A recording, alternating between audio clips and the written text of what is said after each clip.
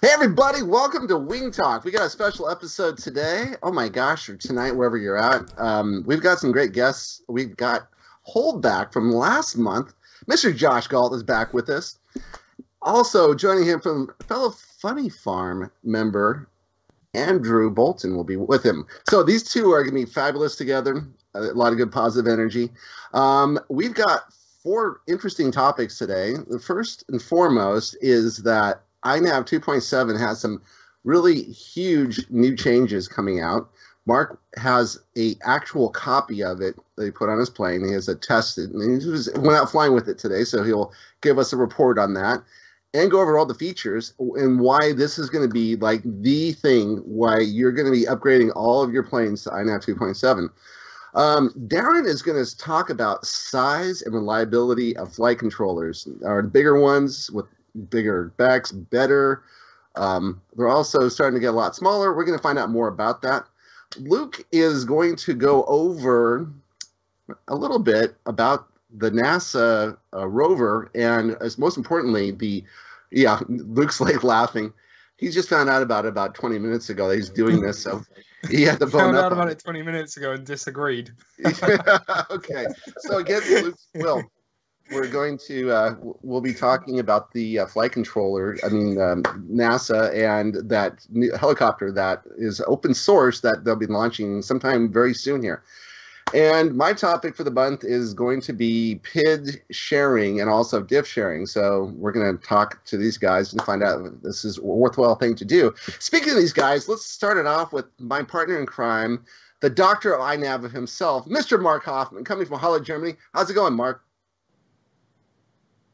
Yeah, hi Steve. I'm doing fine and looking forward to a great show again, as always. Fantastic. Hey, Luke, Darren. Darren's like waking up. Yes. Hi. I'm not talking doing? about NASA. You can talk about NASA too? All I know is that it was cool. That was it. So, speaking of, we've got, 4 guys there from the UK today? So, how's the weather been lately for you guys? Wet. Very wet.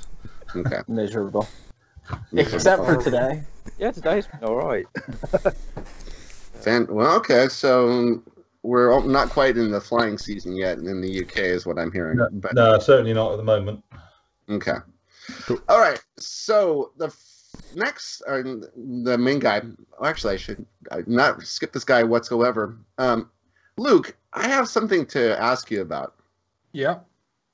There was a comment you made a while back, something about the only reason you like to fly INAV is because it supports the Maytech F411 wing. It may have been a comment in bad taste, but I do believe I made it. So, anyways, I found out this week that the Maytech F411 wing has been discontinued. Very much to my disappointment. Yeah. Yes, this will be your last episode of Wing Talk. Thank you very much. See you guys. You'll be the guest host on Ardro Talk next week. Yeah. Fantastic. You're being replaced by Josh Gault, and it was great having you. Perfect. He came in. You were out flying today, even in the bad weather.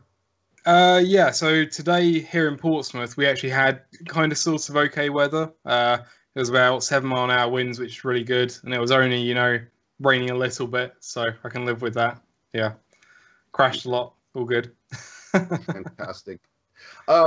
We are going to, just a reminder, we're going to, at the 1 hour mark, we're going to take a 90-second pause so everyone can use the bathroom, get some beer or cola or beer cola as Mark likes to drink, and we will be back. So we'll only be out for 90 seconds. Mark is holding. You hold that up again, Mark. Let everyone see what you're drinking.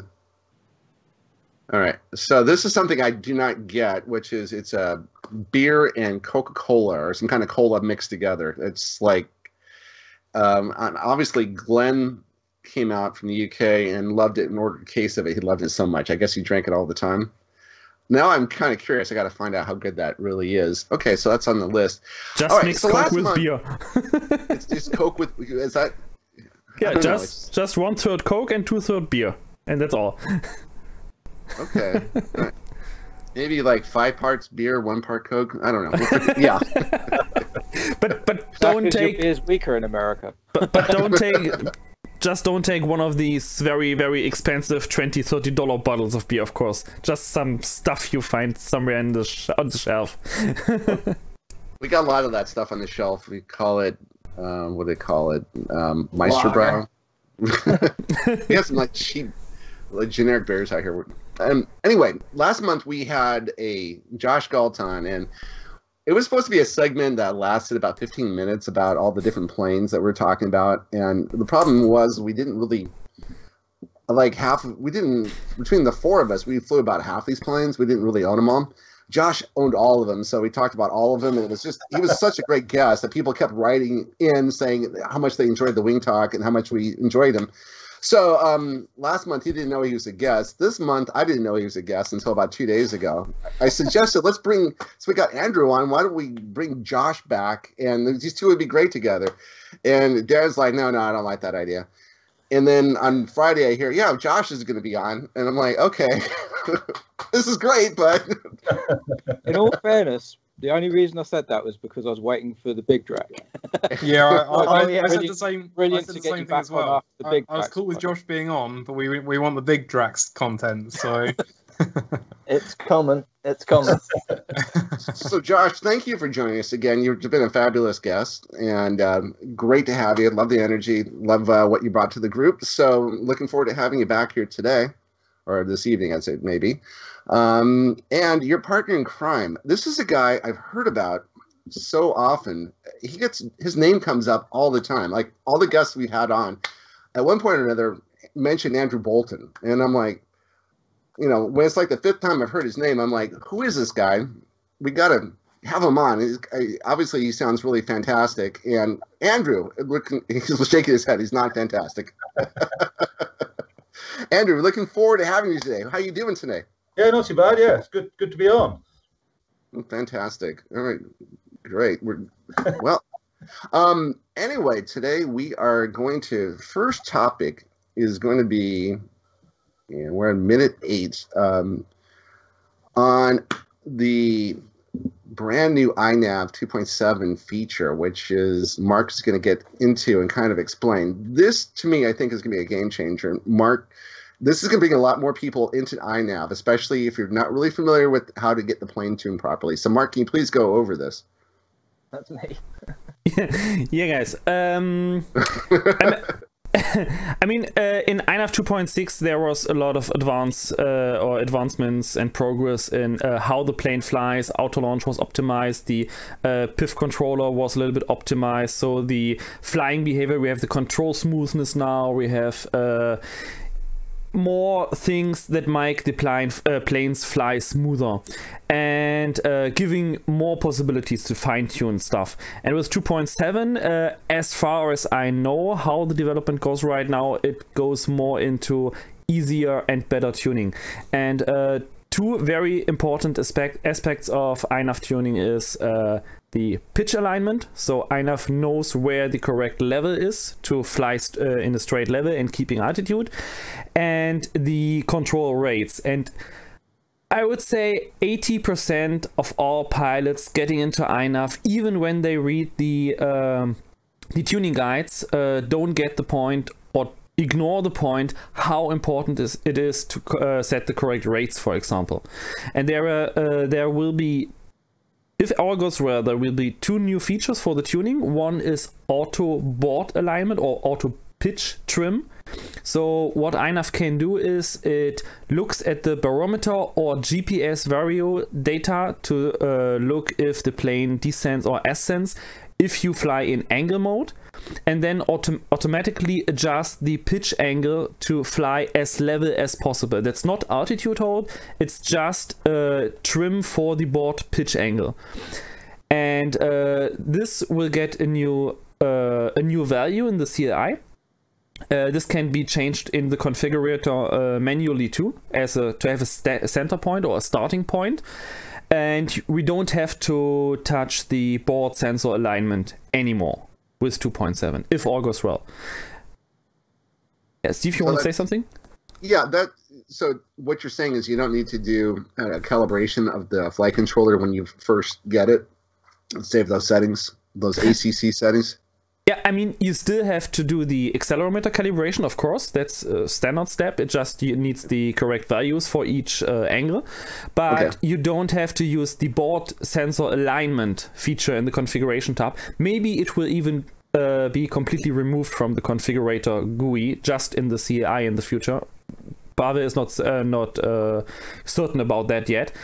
But then we will have just a new value to have a dedicated board pitch trim. And with this new value, it doesn't matter if your board is turned by 90 degrees, 180 degrees, 270 degrees, or if it's upside down, it doesn't matter anymore. You have a clear pitch angle, a positive number is pitch up, nose pitch up, and a negative number is nose pitch down. This new value will make the board pitch alignment much easier, and we will get the possibility to completely auto-tune this value. For now, in the first iterations, I will test, or Pavel and I am testing. It will only work in angle and horizon mode, because the problem is if you have altitude hold active at the same time, this will mess with this auto alignment, how it works right now. So maybe Pavel will find a way later to keep both active together, altitude hold and the board trim alignment. But for now you can either use it the whole time on angle or horizon mode, you can enable it permanently, or you just use it as a tuning feature like auto trim and auto tune. You just go into angle mode, you enable the feature, you wait a few seconds until the plane flies level, you disable it, you save, and you are done. Okay, so let's get through this. Now I'm really curious about this, the whole process of setting up a plane. So everything, I'll go through step by step. The first thing we do is build a plane and you get the CG right. Okay, and Mark's shaking his head. The next thing you do is you take the plane out for a flight and you do a manual tune to make sure that your trims are set to 0, right? Yeah. Okay, so that has not changed. So everything you've up to this point, board alignment, getting the CG right. And the reason I bring up CG is people get that wrong quite often, and when the CG is wrong, the plane doesn't fly quite right. Then after that, the first thing you should do after that is to do an auto trim. That's what we've done in the past, is do an auto trim. Is that step still happening? Yeah, you still have to auto trim, of course, to have the right center value and to keep the flight controller integral value as close to 0 as possible in straight level flight. Yeah. Okay. Then after this point, you go to auto trim and you go back and you keep setting your trims so that your trims are between 1450 and 1550, correct? Yes. Okay, then after that, you would do an auto tune when you have the trim set, and then you do an auto tune, and then so this is something that's used in conjunction with that. What I see this for more like is when you're out flying. Sometimes when you put a pack that's heavier in, the plane actually is a little bit more nose heavy. So this will help keep the plane level for when you have. No, that has nothing to do with the keeping the plane level. It's really just for the trim alignment to have a specific nose pitch attitude while you are in angle mode, just to tell the flight controller what plane attitude is level flight. Okay. And this will then automatically, it's similar like the servo trim. You try to have the servos trimmed in the correct position, so the PIF controller has not much to do to keep the plane at the current attitude. And the same is for the board pitch alignment then. So the altitude PID controller has not much to do to keep the plane at altitude. And this is what you basically do with that. Till now we have to tune that manually. It's all in the tuning guides, I think in phase 3 for the fully autonomous tuning. And yeah, with this new feature, this board pitch trimming will be much easier than it is now. Okay, so then speaking of the modes, you have the modes which are manual. This won't affect manual, and the mode acro will not affect acro either, right? No, this is only. The only two modes the two modes that would affect, of course, is angle and horizon, because horizon is a blend of angle and acro together. Yeah, it basically affects all self-leveling modes. So angle mode, horizon mode, cruise mode, return to home, and waypoint missions, as long as you don't make turns or loiter on spot. Okay, then the term that we use quite often is called dolphining, when a plane is flying in one of those cruise modes where, especially if it's a large plane, it starts to go up and pitch down and up and down. Will that help with that at all? Depends. So, I mean, we have this phenomenon that if the board pitch alignment is not correct, so the altitude controller has to fight the whole time to keep the correct altitude because the nose is too low or the nose is too high. This usually causes only altitude fluctuations in position hold. So if you fly in circuits, because the bank angle axis will not be at the right spot, so the plane will dive if it goes into an angle. And the dolphining, as we saw recently, with a lot of attention on Andrew Newton's video with the mini crosswind, that's actually another topic, and that's caused because of wrong rate settings, control rate settings, and usually a too low feed forward for the given rates. But we can talk about that in a minute. We'll be talking about rates later on, especially when we talk about Pidge sharing and things like that, and why we're going to help out with rates, but not really with other things. So we'll get back to that later on tonight, or wherever you are in the world. All right, so that sounds like it's pretty interesting. Darren, do you have any observations as far as this is concerned? He's like smiling. I'm like, where's the mute button gone? No, it sounds like quite a cool feature, especially for new people. I mean, just to confirm, all it is if you've got your plane flying level, you've got your board pitch alignment, and usually you add like -4 to -8 degrees just to bring the nose up. All it is doing that so it flies level. That's all it's doing automatically.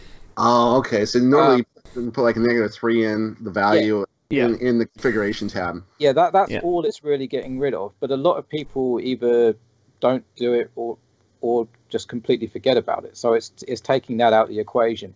The only thing that I think you mentioned, it can be saved, because obviously you don't want it to be set and then next time you fly it to be wrong again. So I'm guessing this can still be saved into the configuration somewhere. Yes, you can. The value can be saved after the flight, so like an auto tune or auto trim, of course. And the plan is right now that you usually use it while you are tuning the plane, but you can keep it enabled during any flight. But if you land, then you land in acro mode, for example. In acro mode, the last setting will just stay as it is. It will not change anymore. So you can save, and if you launch the next time, this will be your new starting value, even if you have it permanently enabled. But you can also use it as a pure tuning value. So you do a tuning flight. I mean, my idea was to like set it on auto trim. And then if you do the auto trim, you also do the board alignment tuning on the same channel at this point. So you trim and align the angle mode at the same time. I think that could be possible. So then you just disable auto trim, land, save, of course, manually, and you're basically done. Yeah, cool. That sounds good. I think it will help people. So yeah, certainly, yeah. So you had your first flight with it today? Yes, but it was not working yet. So Pavel itself, he is sick at home right now. He has broken his leg, so he cannot go fly at the moment. And he sent me a firmware for the Dart 250G. So this one was in the air today to test that, and also for the Rafax. And yeah, I tried it, but it does adjust the pitch alignment, but only if the throttle is below cruise throttle right now. So there are some code errors still, and it's also adjusting too fast, but basically it worked. So when I put the throttle at the right position and I flew in angle mode, really the altitude was dead center. Even in angle mode, it was perfectly adjusting, and it hit exactly the 5 to 6 degree angle I needed on that plane before to fly level. So it's already working, just some things need some fine tuning. Oh my gosh, that's great, because this is like major is, what we're trying to do is help people get into INAV and have their first plane be successful. And because once they get the first plane going, the next 15 or 20 are really easy to work on. Yeah. But I mean, this is one of the new features that's helpful for tuning. But I think the second thing, but this is in a still even earlier stage right now, is the automatic rate detection for your plane. So I talked to a few developers about this already, and the idea is to add another feature to the auto tune that is able to automatically detect if your how do I explain that as easy as possible? You set some rates in the flight controller, like let's say a roll rate of 180 degrees per second, and then you fly your auto tune. You make a roll a roll maneuver, and the plane is too slow. So what INAV will do, it will raise the feed forward value more and more to get more surface deflection to reach this 180 degrees per second. But at one point, the servo is saturated. So like you are on 2000 microseconds output value already, the servo cannot go further, but the feed forward value will still rise all the time, and it will go into to the sky. And the new feature will be able to detect that. So it will see, okay, the servo output value is reaching the mixer limit already on this axis.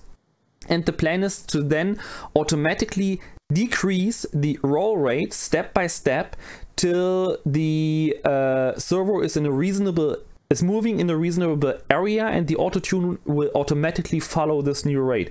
So you never have to fly manual, do full rolls, do a looping, count the frames in your DVR to calculate how much rate you can achieve at a max.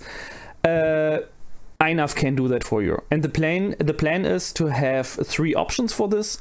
A fixed value that will work as it does right now. So if you know what you're doing, you use the fixed value, you set your rates, and this will stay.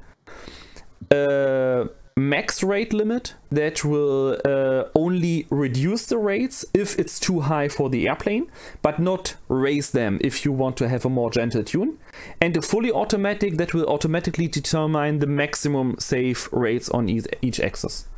So that's the plan, but this is still in a very, very early development state, and I know that 2 developers want to watch into that at the moment to find how to figure that out.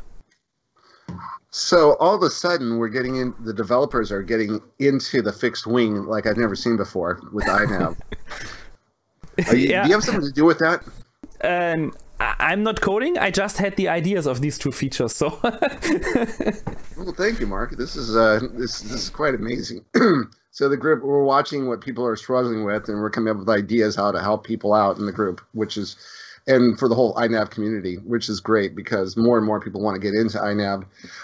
Before I forget, I want to mention one of our members was really kind enough to send me he doesn't want to be named, but he sent me a banner. He was really excited about it. He really loves the show and the group and everything else like that. So he made a banner, put it up behind me, take this out to flying events and things like that. So thank you very much for doing that. I really appreciate it. It looks great.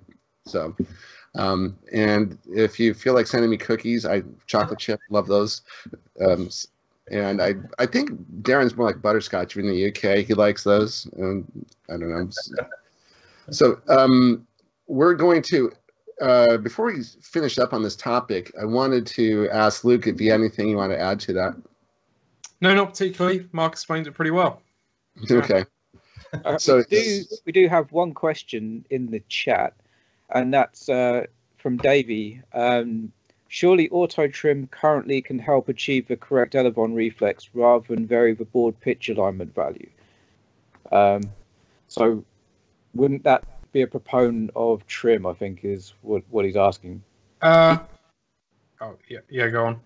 Yeah, I mean that's something that's often mixed up. I mean, even Steve mixed that up before. The trim will the servo trim will only determine the correct reflex deflection, or the correct reflex to keep the plane as stable and as attitude locked as possible, so the PIF controller has less work to do. But what the board pitch alignment is doing to find the correct angle of the plane to fly level and keep altitude. So that's only for self-leveling mode. So the plane basically knows where the level flight is in what correct attitude. So that's the difference here. Before we get off this topic, I wanted to ask you guys, as far as horizon mode, I mentioned that it's a mix between the angle mode. So the idea behind horizon mode is that when you go, if you imagine a big circle, so your controller has a big circle, and halfway across the controller, so when you move your sticks, 4.5 way, when you're inside this, imagine the circle has two parts to it, an inner layer and an outer layer. Half of it's inside and the other half is outside. When you're inside, you're actually in angle mode, and then when you go to the outside, you're in acro mode. And there's a value you can change in that to which is that I term, or to switch it so you can. It's at 0.5. You can switch it to 0.6 so that you can go 60% of the way across, or you can make that circle smaller or bigger in the center, so that you have more of acro mode and less of angle mode. Or so, do you guys happen to remember which mode that was, Darren? I haven't got a clue. I don't really use Horizon. I don't know what you're on about. No, I know what you're saying. I know what you're saying. Basically, the stick movement, you from middle to full extreme stick movement, halfway is the switch between horizon and then acro. Right. And you can obviously vary where that is. I guess I don't know what the command is.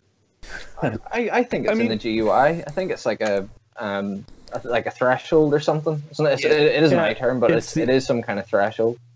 Yeah, it's the it's actually called horizon threshold or horizon trigger. Let me connect the plane. Yeah. I can tell you.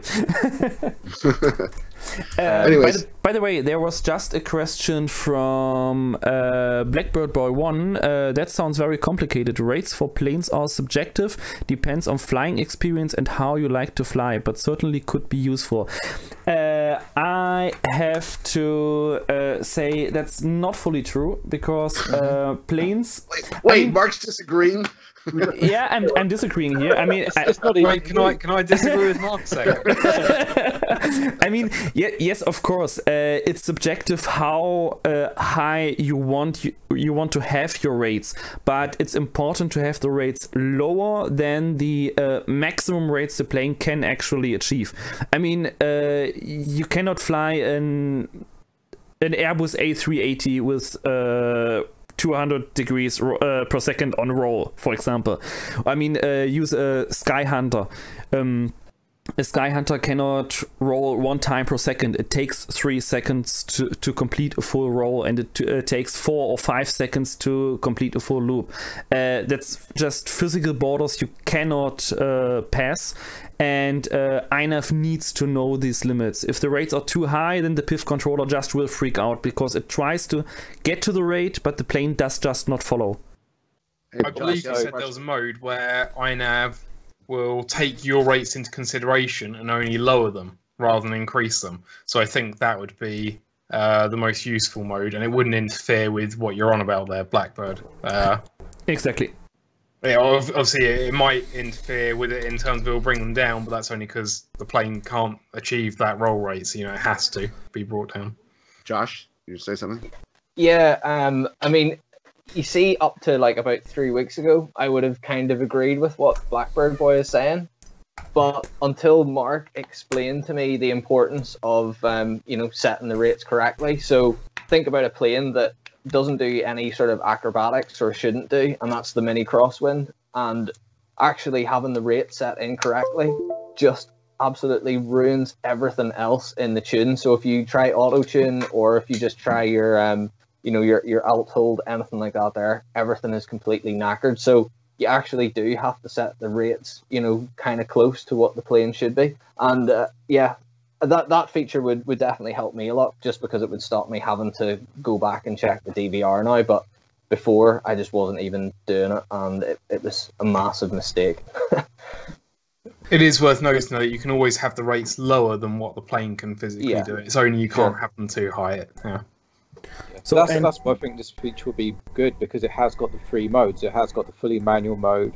It has got only lower than what you've set, which if you want to fly something sedate, you obviously sort of have a rough idea. And if it's too high, as Luke said, it will lower them. Or if you do want to fly to the extremes and have something very agile, you set it to the mode where it can go to the top, raise it as well.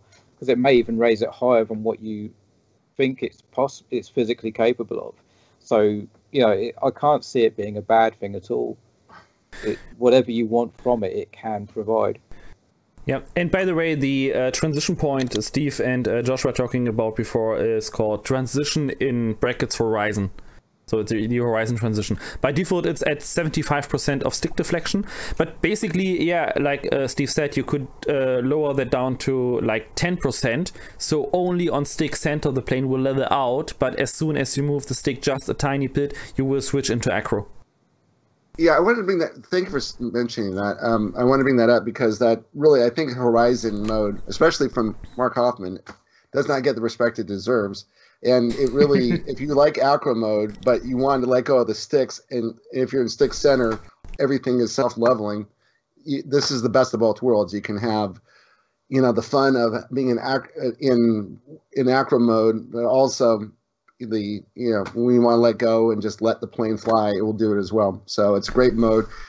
This might help the horizon mode get the respect it deserves. But I mean, I like to fly like upside down low altitude. That's pretty challenging, but that's not possible at this point because as soon as you release the stick, because the plane is locked in attitude with a good PIF tuning, it will just flip upright again. So then you need acro mode if you want to fly upside down. I really, really hate horizon mode. You can't convince me otherwise. It's kill my plane mode. Yeah. Even Pavel said horizon mode on plane is the evil mode. Yeah.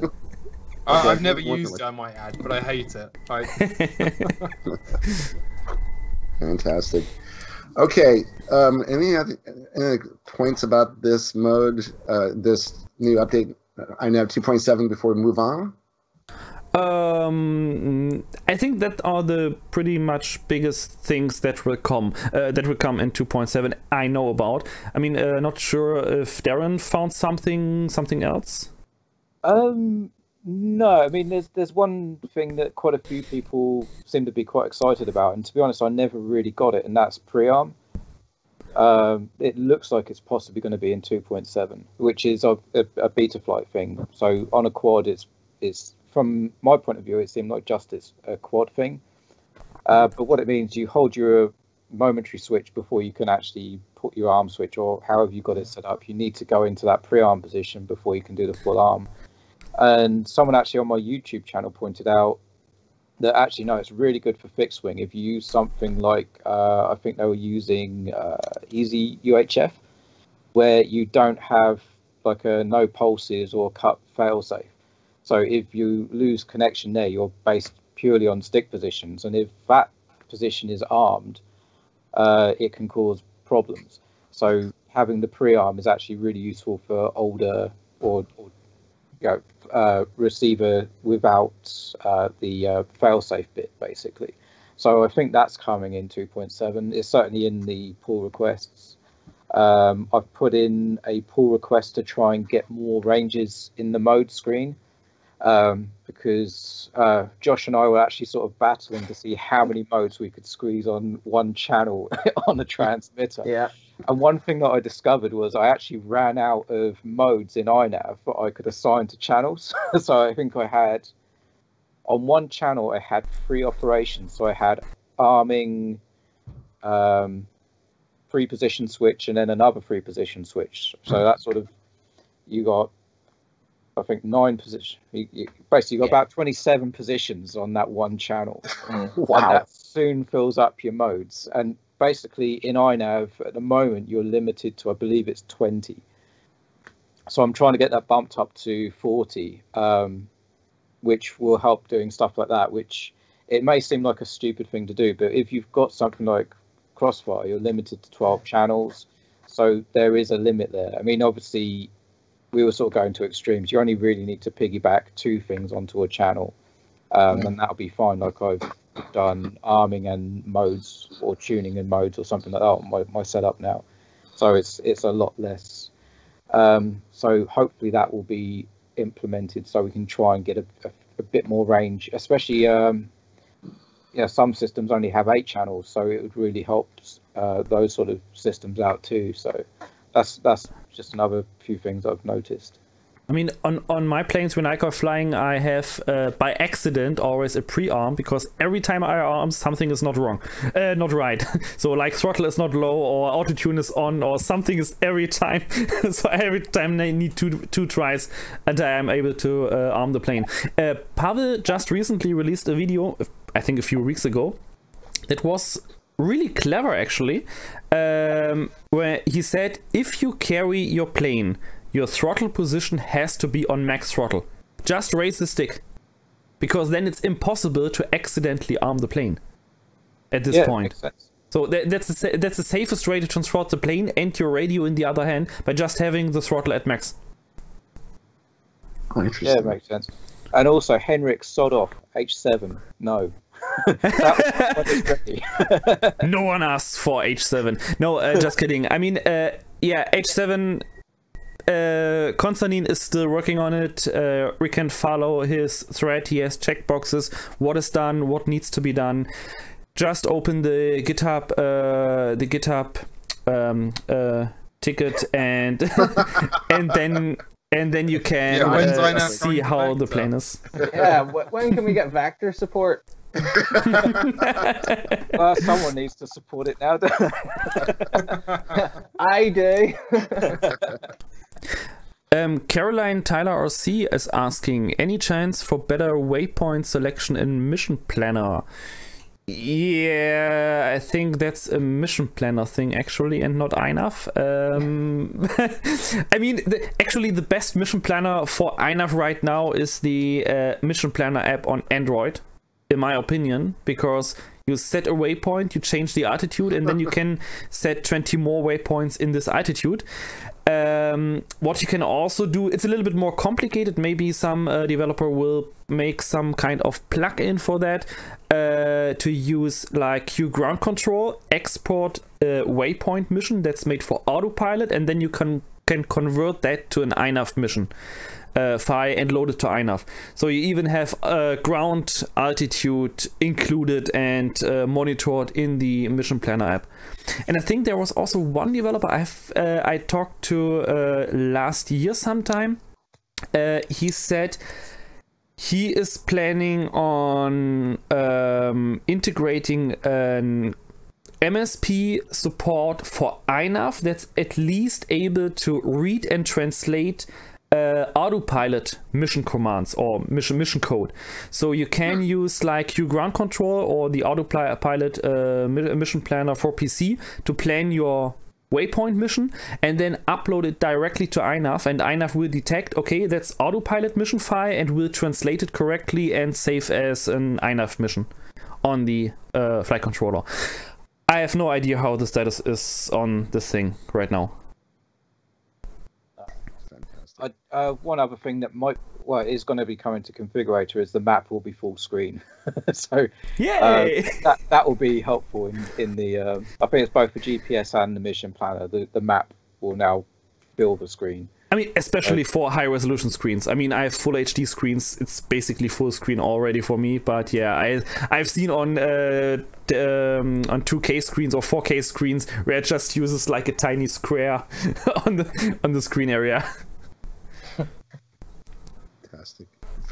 Okay, so we've had big brain stuff going on for the last 40 minutes here. Everyone's brain is on overload thinking about all the planes that they're going to have to update here in the next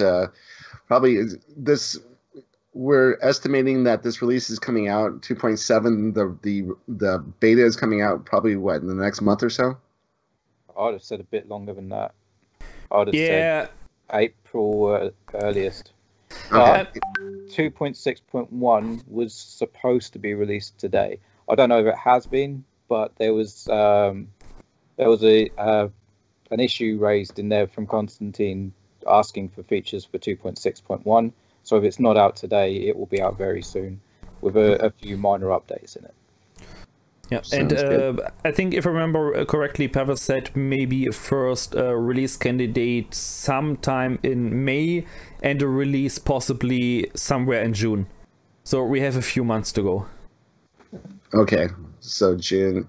So we're looking at maybe one, maybe two releases this year. Anyway, we had the big brain stuff here. I think everyone's brain is on overload. We need time for relaxation and entertainment. That's why we have Josh Gault and Andrew Bolton here today to tell us about the Funny Farm. And so, guys, the Funny Farm, can you please fill us in for people like us Americans who have no idea what the Funny Farm is, what it's about, what you guys do there? Well, basically, the Funny Farm is a kind of what I started probably 8 years ago, I suppose, when I started sort of really getting into back into flying again. I say we got a good bunch of lads there. Basically, we fly, we land, and then we blow them up. Sometimes we even blow them up while they're still flying. So you take planes, you fly them. Okay, this is the Funny Farm is someone's farm field somewhere. It's a secret location, right? Yeah, it's my dad's farm. It's your dad's farm. Okay. The secret location. Secret location. We don't know where Mr. Bolton is at. And okay, somewhere in England, there's the Funny Farm, and it's a special invitation to get there. You have to know Andrew Bolton to get there. And you have special guests like, so when we see those videos from Matt for the Rag and the Nuts off, that's lots for a film there at the Funny Farm, right? Yeah, quite a lot of it, yeah. I'll say it didn't really get published on YouTube at all until Matt turned up and started sort of doing his channel and stuff. But we've been doing it way before Matthew turned up. It's probably a good 4 or 5 years before Matthew was there. I'll say the videos never made it to YouTube that much. I think I know why. I think I could fill in a lot of gaps for Andy there because, like, I kind of like arrived at the Funny Farm. I think we're all still wonder how I even got the invite. It was. I just turned up one time with a mini quad, and but yeah. The guys got me into flying planes for sure, but it is the only place I think that you can go to that you probably should wear a helmet whenever you're standing there. You're at risk of getting hit with anything that flies. It doesn't matter if it's a Bixler or anything. Something is probably going to hit you on the head during the day. But no, absolutely hilarious. It's certainly good fun. Fantastic. Speaking of Matt, have you guys heard from Matt recently? Yeah, I hear from him quite regularly. But I say he's obviously been in the UK in the lockdown at the moment. There isn't a lot of flying and stuff going on, so it's kind of. I think Josh? We sort of met about 3 times last year. Yeah, we haven't met at all this year yet. Yeah, because of the lockdowns. But people are asking me about him, where he's at, what he's up to, and stuff like that. So obviously, it's still his hobby, but he's not doing. Obviously, when we haven't had the chance to do any Funny Farms, but he's certainly still flying. Okay, I'm sure he's built a lot of stuff, and he'll be back with it. He's has a great personality, and I just love his videos. Yeah. So this is great to see him back. So yeah, speaking of the UK lockdown, you guys what is it like? I mean, I should mention we got a new moderator, Arthur. We joined the group. I actually asked him to help me out on day one, and I didn't know he was starting a company, and so a company got to be really kind of busy. Plus, he's also has music. He does music for movies and things like that, and he's got 4 kids under age 12, and he was like, listen, I can't do this anymore. So I wanted to thank Steve Leiden for stepping in as the moderator role, and we also have Leslie Yagan, who's going to help out with the newer pilots. So Steve has been telling me, Steve's in the UK, I guess he's in Leeds, and he's been telling me that the weather has just been absolutely horrible out there. And plus, he was telling me what it's like to be on lockdown. It's very different from the United States. Can you guys kind of go over what it's like to be there as far as can you go out and fly at all? It sounds like it's a no. You can. I think you can go out and fly on your own sort of thing. I don't think you can mix as you can't go as a group anymore. Certainly not in lockdown. Is it number 3 at the moment we're on? Yeah. 3 or 4, something like that. Yeah, yeah. Basically, I think it kind of depends on your interpretation of the rules. Yeah. You're allowed to go out for exercise. So I say, well, you know, if I go and run when I go and crash my plane and pick it up, does that count as exercise? You know, I'm swinging around throwing my DLG. Does that count as exercise? I think it does. yeah. Without doubt, So, recreation. On Yeah. our own or with one other person. So Yeah. yeah. RC planes is recreation and sport over here. Yeah, So yeah. we So I just make sure I don't, you know, interact with other people and stuff. That's, yeah. So fantastic. Let's call it mental regeneration. Yeah. Yeah, when we had the worst of the lockdown, like they were locking the parking lots to the parks. This was like summer of last year, and I went to a local park, and like I snuck in. I had my dog off leash. I'm flying my RC plane, and then there's a school next to this park, and I heard someone talking to my dog. I look over, there's a police officer, and he's got a bent. Of course, he's wearing a mask. I'm not wearing a mask. I'm flying RC planes in the park, and I got my dog off leash. And the cops just want to talk about my dog. How is she? She looks great. Love that dog. And like, didn't care at all that I was out there by myself. I think it's a little bit overrated, especially if you go out onesies, twosies. Plus, when you're out flying, you usually are 6 feet apart, and you're outdoors. And so, I don't know. We had in the United States, I live in Southern California, we had at one point in January 11th, we had the highest amount of COVID. I think we're like number 1 in the world, and we've dropped like 70% in the last month as far as COVID cases. So have the COVID cases been dropping in the UK as well? yeah, slowly, but they are going down. And I believe they've been. Oh, sorry, yeah. No, go for it. I was just going to say we've been through a real rough patch at the minute, haven't we? Like, and yeah, it's getting better. So hopefully things will change soon. Yeah, I think they're starting to drop off quite quickly now because we've had, I think, a quarter of the population now vaccinated. So, yeah, it's really But dropping yeah, off. they've had their first jab. Oh, yeah, sorry, only their first jab. Yeah. We only have like 6% that have gotten the full course of both doses. Our rates are really low in the United States. We have a larger population, so but it's good to see like it's going down. Plus, we're getting that UK variant. That's going to be our dominant variant. Thanks, guys, for bringing that over. I really appreciate it. Made it specially for you. Actually, it's a good variant because it's very curable with the vaccines that we have. So what it looks like then is we're going to be out flying this summer. And I think a lot of people are be really excited. I think people are sitting at home right now. They're in lockdown, and they're looking forward to getting out and flying. And so what do you guys work? We're going to talk next segment about the planes that you're working on. But other than the big Drac, what are you guys working on, Andrew? I've got a middle-sized Sky Hunter on the bench at the moment. Middle-sized Sky Hunter. No, the middle one. I suppose it's is it a 1200 wingspan? Okay. Really? Yeah, it's not the little one, but it's not the big one. I've put it into a twin tractor. Oh wow. So that's on the bench. So I just set one up the 675 this afternoon. Oh, cool. Just loaded that up with INAV. Fingers crossed. Yeah, it's certainly going well. I got the was it the nacelles off my Elva bird. The one that ended up on the power lines. I don't know if you saw it. Wait a minute. You crashed your Alba bird? Into the power lines. Yeah, it was hung on the power lines for about 40 minutes. Huh. Were you specifically, trying to dodge around the power lines, or did they just kind of jump up on you? I knew they were there, but But It sounds like they jumped up on you. yeah, It's trying to how close you can get away with it, but I didn't get away with it this time. Yeah. But Andrew, you didn't fly secretly in Texas, right? No, not in Texas. Would explain some things. Yeah. I fly Dragon Link, but I don't think it stretched that far. That sounds good. So the Alba Bird, are you going to build another one, or is that it for the Alba Bird?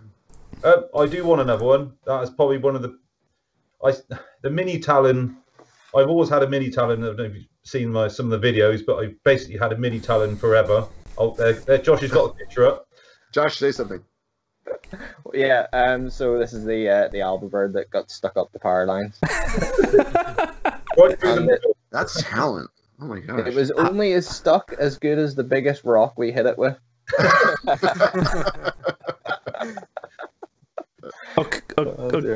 Okay, I try to get that physical situation in my mind how this can happen.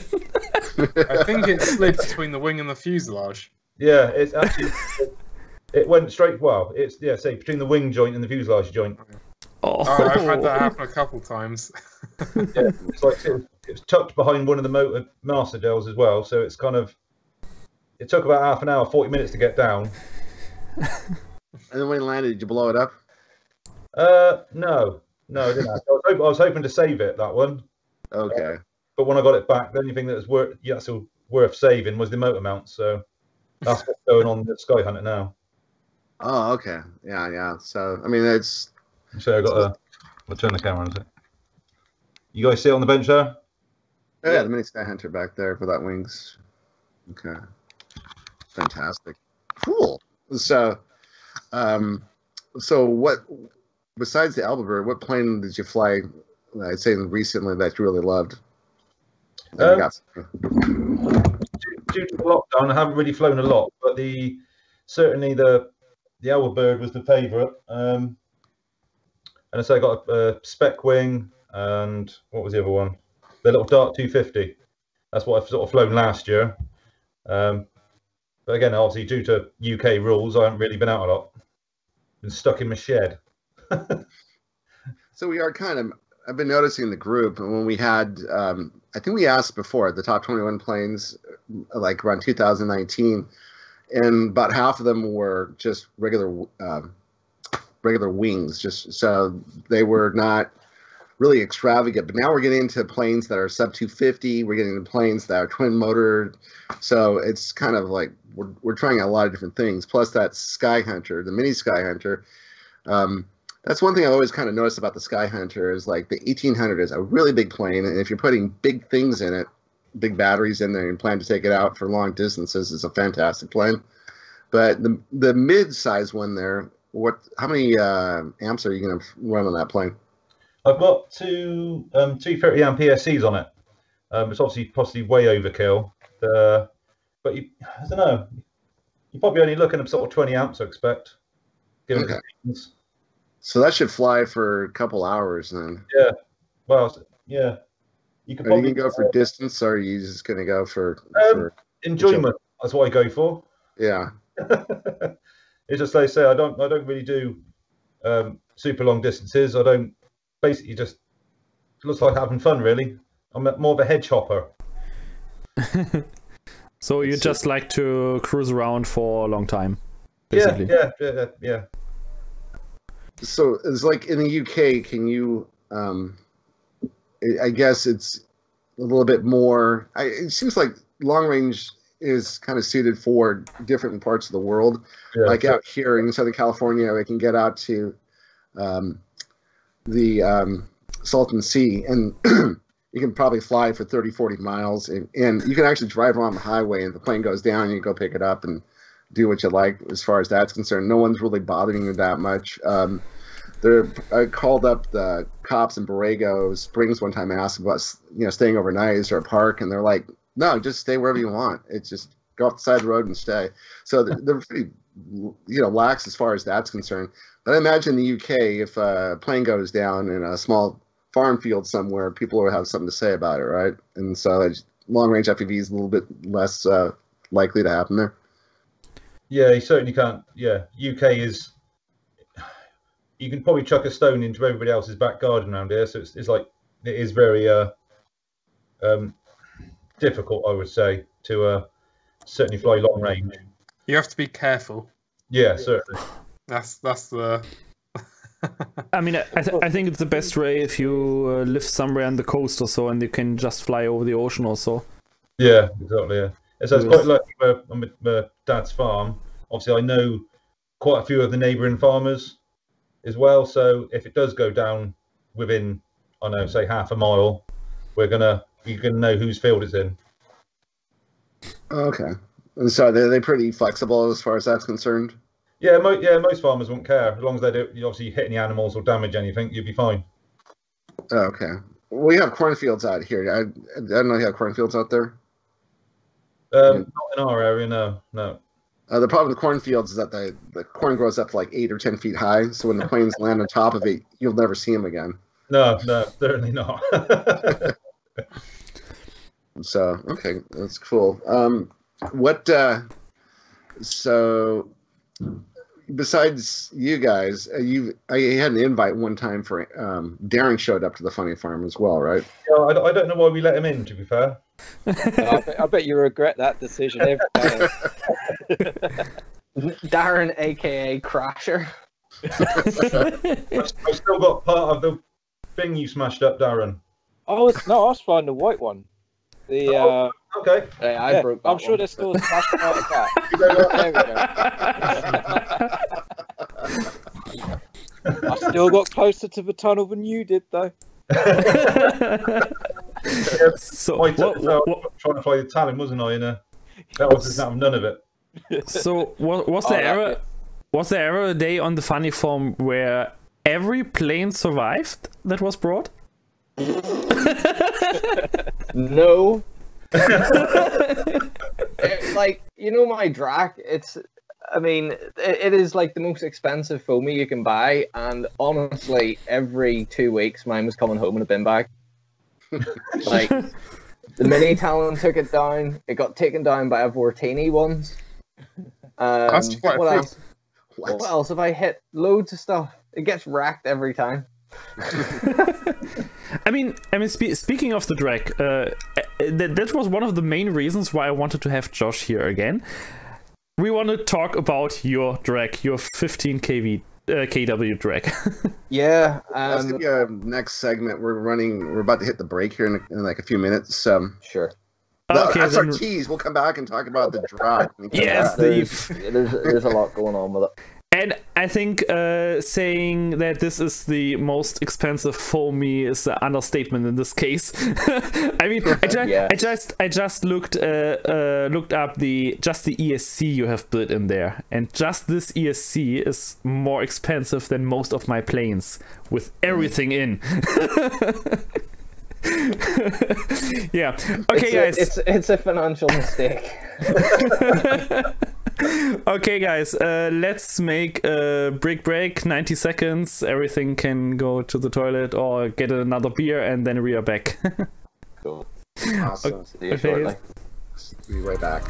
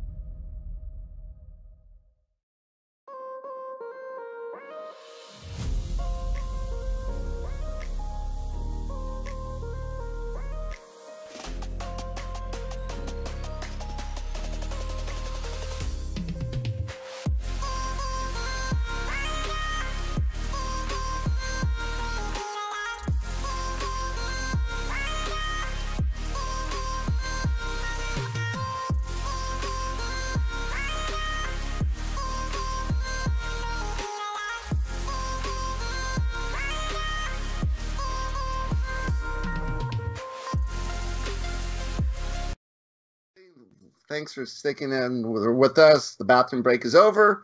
We're back. And as promised, the reason why we have Josh back is because we want to find out about this Drac. This is the full-size Drac, right? Yeah, the full-size Drac. So the last time I was on, I think I was talking a little bit about the mini Drac that I've kind of cut in half and widened out.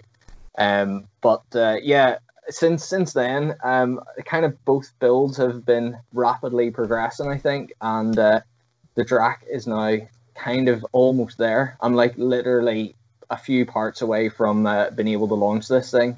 And yeah, as Mark was saying, a 15 kilowatt powertrain, which is kind of mental. By the way, it's not the first one that's being done. This is actually the second one.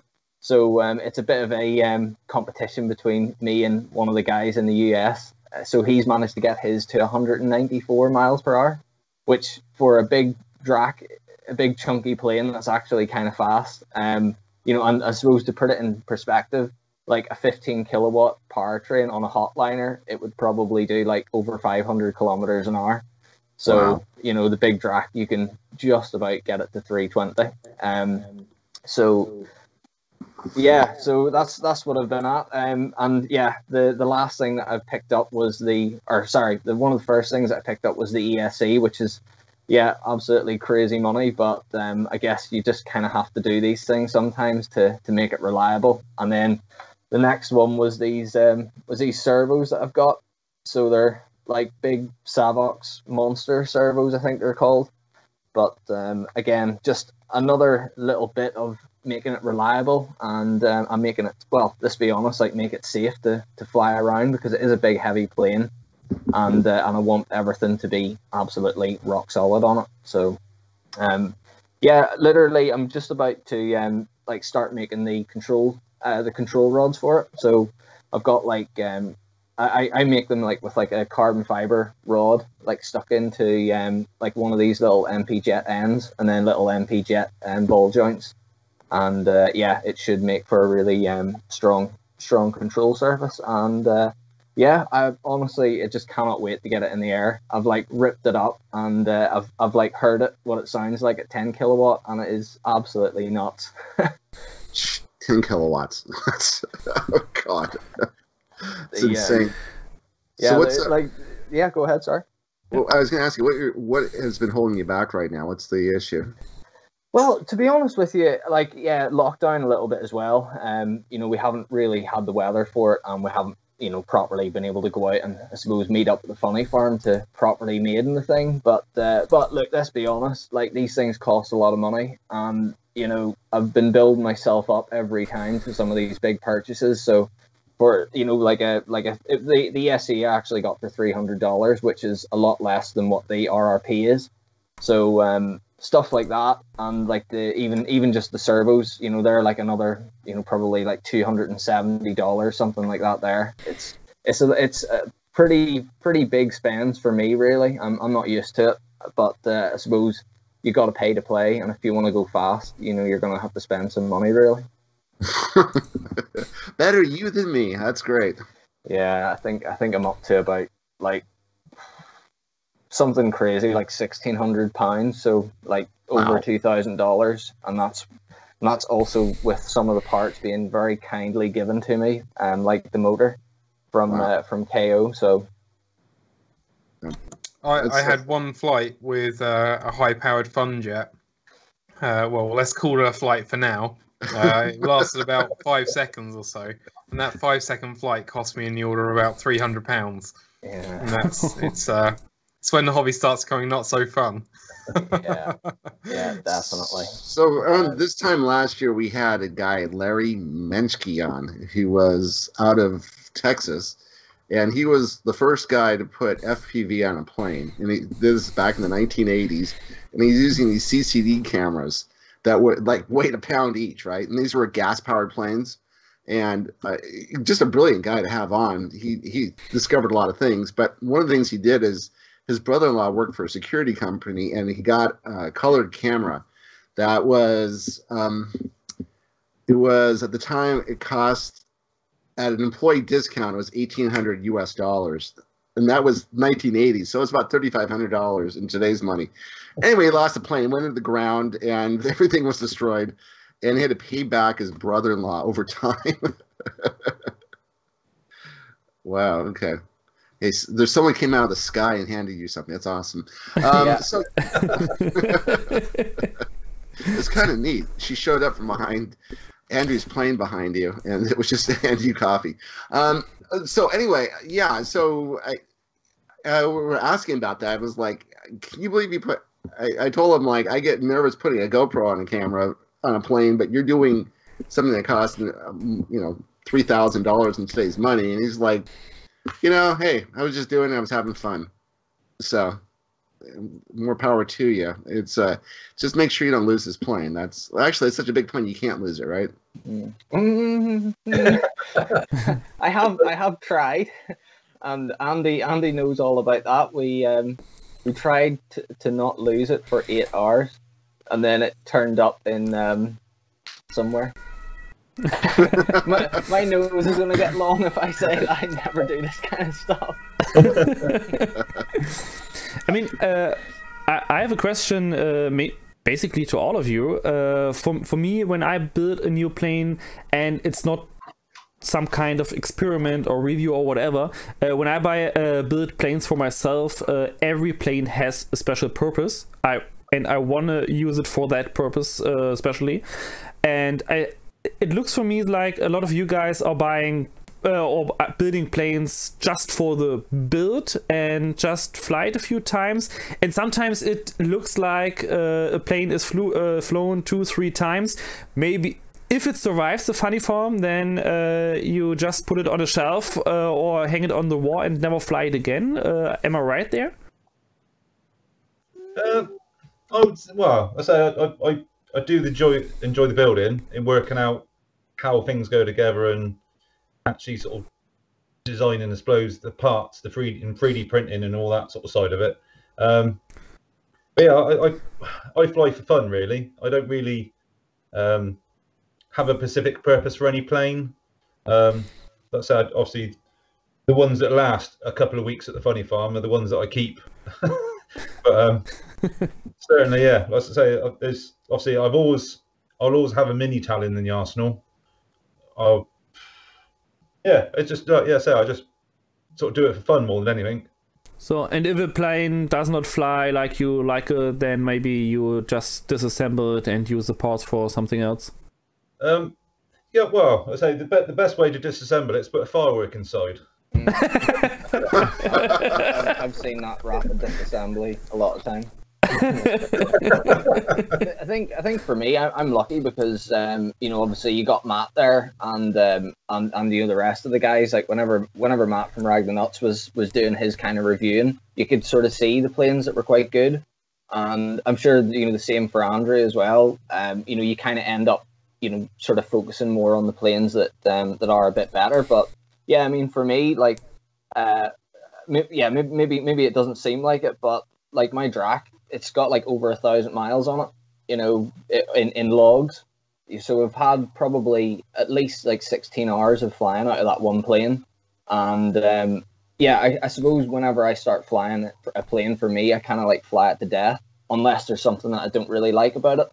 So the Alba Bird, I've flown it absolutely loads, but the mini Crosswind, I haven't flown it so much, but up until and I'll thank you so much for helping me with the tuning on that, because it's going to be a plane that I'm going to fly more now. Yeah, you're welcome. Yeah, sounds good. I mean, if I look at my planes, like I just showed you that Mini Dart 250G, that's like park ripping plane, so I can just put it on my backpack and go out with a bike or with a scooter, fly in a park, and even if there are people around. Today when I was flying, I was sitting next to some strangers, and they looked at it. Oh, that was pretty funny actually. I landed and I came back and oh, that's so big, such a big plane. And I said, that's the smallest plane I have actually. But yeah, I mean, people are not scared by the size of plane. Even on 3S, on 4S it screams a bit, but it's still pretty quiet. And if I'm in an open field and I really want to go for speed and rip around, I have my high-speed AR ring or my Rafax who really scream. And yeah, then I have mostly my long-range planes. Most of my planes are built for long range, for cruising around. And yeah, so that's my main purpose. I do some fun builds, like I did a scratch build, a foam board, dollar board build, race ring, if you want to call it so, but yeah, it's flown 2 or 3 times. And it was flying so bad, now it's laying around on the shelf. Fireworks. Fireworks, yeah. Yeah. Hey, some model rockets. Yeah, what you can't see is Andy is actually sat on a throne of fireworks at the minute because we haven't been to the funny farm for so long. I've still got 3 or 4 left. Yeah, 3 or 4 boxes. I mean, I still have 2 Dart V1s, so the old ZOHD darts, as kits around here. I think maybe I will someday give one away or just build it for fun. And the second one, maybe I will get some model rockets or so and make it the fastest dart on the planet for a few seconds. Someone did that, didn't they? They had a Bixler. I think it was one of the guys from New Zealand. They had a Bixler. They didn't like the way it flew, so they got a rocket, firework rocket, to try and blow it up. But actually, it just went really fast. Actually, doing really well. But it didn't. It cast failed successfully. Powered it. Yeah. Okay, so I wanted to get into the next topic here, which is Darren's topic, which is the size and reliability of flight controllers. So, Darren, can you introduce this, please? Yeah, I mean, this is it's more going to be sort of like a question and then a discussion for everyone in the group, to be honest. It's not like a lecture or anything that I want to sort of just talk about. So it's really just something that we can all discuss. But I've done a little intro. I'll put it over here so it looks like I'm looking at the camera, not reading. Right, so firstly, I just want to say everything does have its place, and there's certainly builds where small flight controllers are necessary, like the Dart 250G or the Drift that Mark sort of mentioned earlier. But the problem that I'm seeing is maybe the regular size flight controllers, they're trying to go too small. And is there a point where we're sacrificing the size of it for the reliability? And actually, Josh brought up a pretty good point, and it's something I noticed as well. But Josh has seen it more in like the APD, ESC sort of groups and people using that. And they've had flight controllers where the 5-volt regulator has failed because they're using a 6S pack. Then there's no capacitor on it. They power it up, they fly it. When it seems to be, if I'm correct here, when they back off the power, it actually puts a spike through the flight controller, which blows the 5-volt regulator. So obviously, if you're flying 6S or above, you want to put capacitors on there to help it. That's one thing, which unfortunately isn't in the documentation. But is there a point where we're just trying to go too small for the sake of it, where we could actually stay the same size or even go a little bit bigger and have a more reliable product? So that was what I was just going to open up to the group and see how they feel about the way things are going with regards to size. I mean, obviously, some flight controllers are multi-purpose, so they're for quads and for fixed wings, so they need to be that 36 by 36. But if you've got like a dedicated wing flight controller, should that be if it says like Andy's got there, if it says it can run up to 8S, should it already have a capacitor on that 5-volt rail to protect it? I'm sure you said it was just the capacitor that went, not the inductor, so it is down to spikes, it's not down to loads. So yeah, that's basically what I wanted to bring up and get other people's thoughts on it. And of course, people in the chat, if they want to put comments up as well, we can address that. I mean, that's actually a good point. I also saw in the past. I mean, look at the F405. I think still, even today, it's maybe one of the most used flight controllers on any plane running on INAV. And it was so robust. My first AR ring that went high wire, and I got it back after 2.5 months in the wild. The flight controller is still working, and it's still in my RAFAX right now. That's absolutely perfect. I've never seen any issues with the F405. And then Maytag brought the F722, and people were using it. It's running fine in the first place, but then people tried to make high performance planes with the F722. And the F722 was already shrink down. It's smaller than the F405. And the downside on this talking about is the 722 wing or the 722? Yeah, the F722 ring, yeah. And the downside was all the components also shrink down, even the shunt resistor for the current measurement. And the result of that was people looked, okay, datasheet says shunt resistor measures up to 130 amps. Yes, it can measure up to 130 amps, but at over 70 amps sustained load, the shunt resistor and the traces on the board, and I think it's mainly the traces because the size shrunk, so there's not much room for traces. They can only add a few more layers to handle the current, but it went so hot that the shunt resistor desoldered in flight. I've seen a mini drag. I'm not sure. No, it was a big drag from a friend of mine here in Germany who maidened, and during the maiden, suddenly the plane completely shut off and it crashed. Luckily, not much damage, but yeah, at 90 or 100 amps or so, the shunt resistor desoldered and it was gone. The same happened for Glenn Throw on his high-speed AR ring on 6S. He pulled also around 90 to 95 amps through it, and he was wondering, nothing was working. He connected power, it was completely dead. And then I told him, remove the flight controller, flip it around, look at the underside, because the shunt resistor is on the bottom of the flight controller. It was desoldered on one end and it was staying vertical. It was standing vertical, only on one side connected. So I think that's a good point. The flight controllers look very capable in the first place, but they are smaller. They don't withstand or can't handle these high power levels anymore. And yeah, then we have to sacrifice here. And at the end, you have to go to a H765 to get a flight controller that can handle that much power.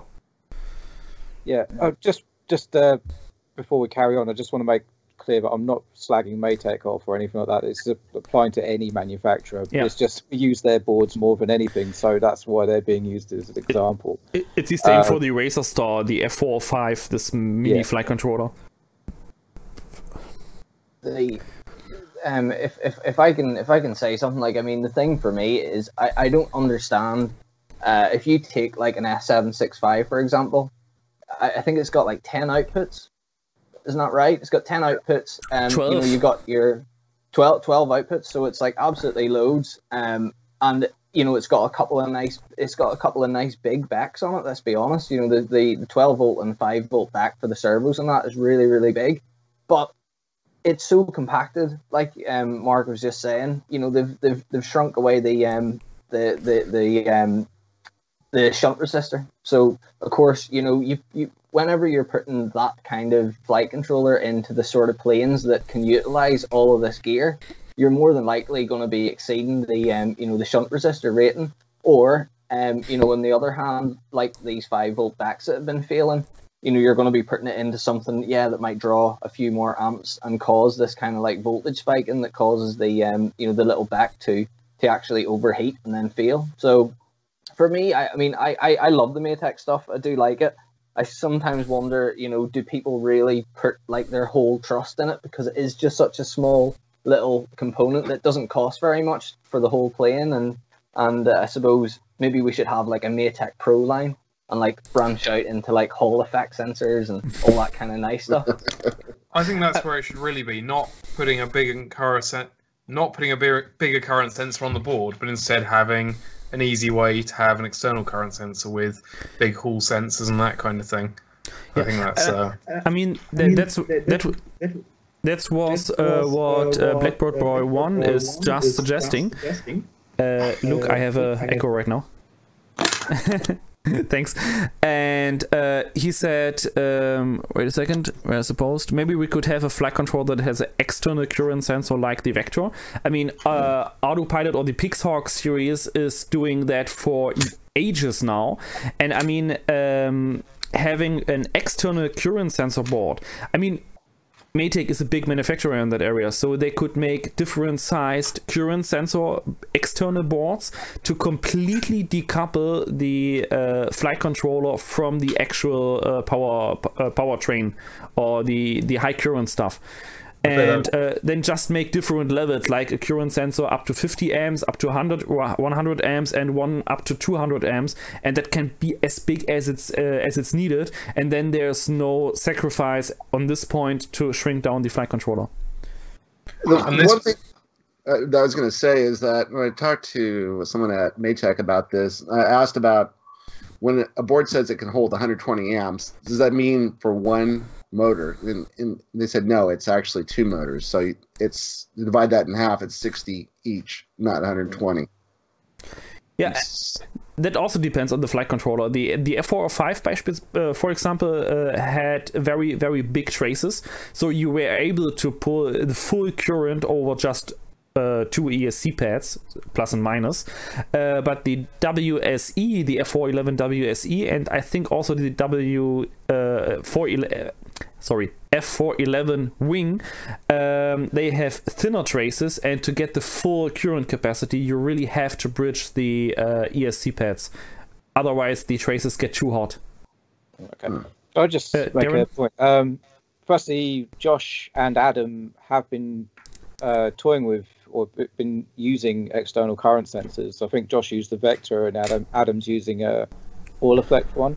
But also, if it is a specific wing flight controller, should it not just cope with the demands that you want to put through it, rather than, because effectively, if you're putting the current sensor elsewhere, you're removing the power distribution from the PDB part of the wing flight controller. It's effectively two separate products put together. My problem with that is, on some builds, you may want all the features of an F765, but it's only really pulling 10 amps. And the other way round, sometimes you might want no features, you know, just an F4 on one wing, but you still want to be pulling 200 amps. So then, you know, if you want to do that, then they need to have 4 times as many flight controllers as they currently have to cater for all current ranges and stuff with all the different feature sets. So I think that certainly could be a good way of doing it, but I think probably the best way is just have external current monitoring. Obviously, like you say, I run external current sensing at the moment on some planes, but it's quite awkward doing it at the moment. There's not dedicated pads for it. Yeah. It's not just plug and play. You have to sort out your own solution. I mean, that's a really good point. I mean, just take the F722 WPX, for example, or the F405 WSE that's just released. You have tons of servo outputs, even for very big planes. You have a lot of UARTs. I think 6 UARTs available, plus the UART of the GPS, if I remember correctly, for the F405 WSE. And if you remove all the current sensing stuff from the flight controller, it even gets 10 millimeters shorter. So you have a really tiny flight controller at the end, and you just add the current sensor or the power distribution system you need.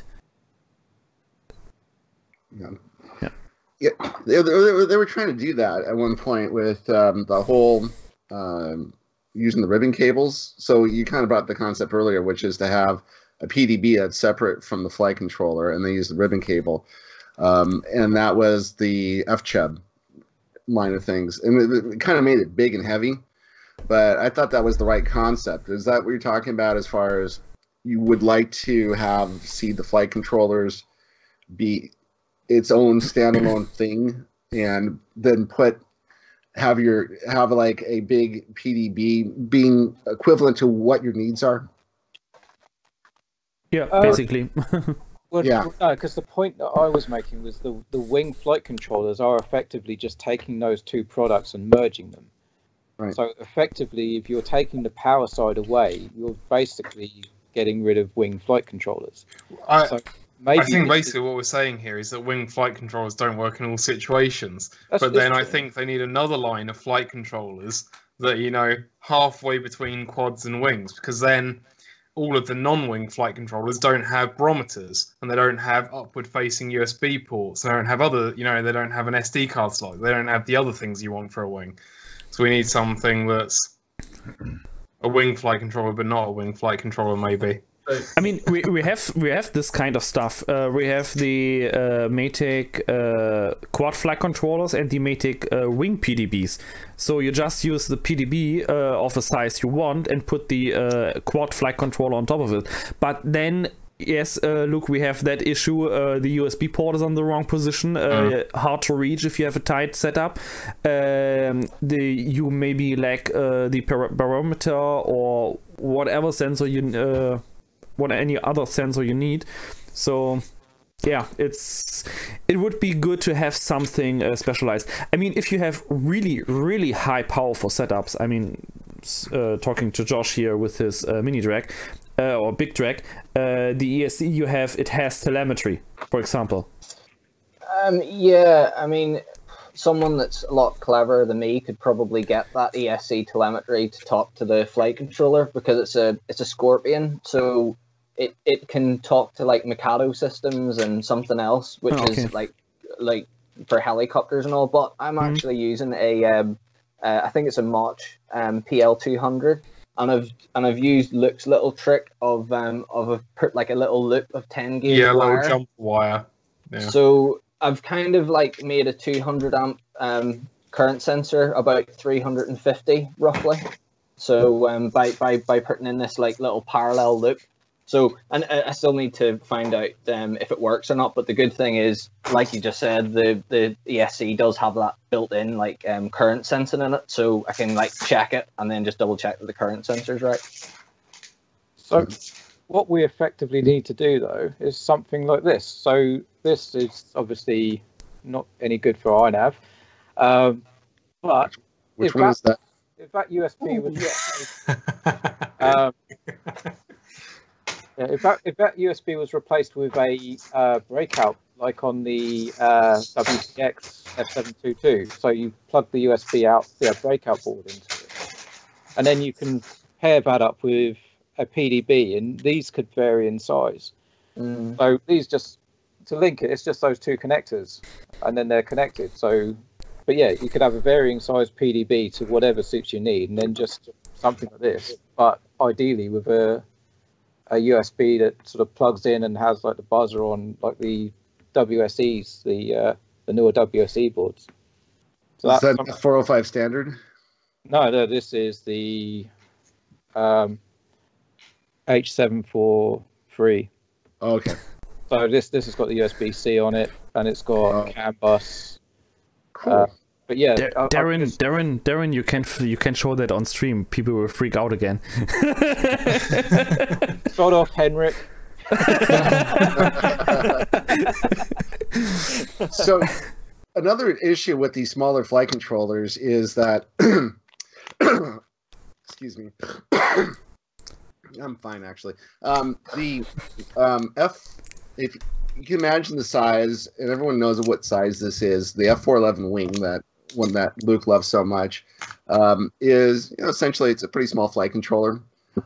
These new flight controllers that came out by Matek, so the F405 WSE and then the F722 WPX, are both essentially the size of those, but they have a standoff board.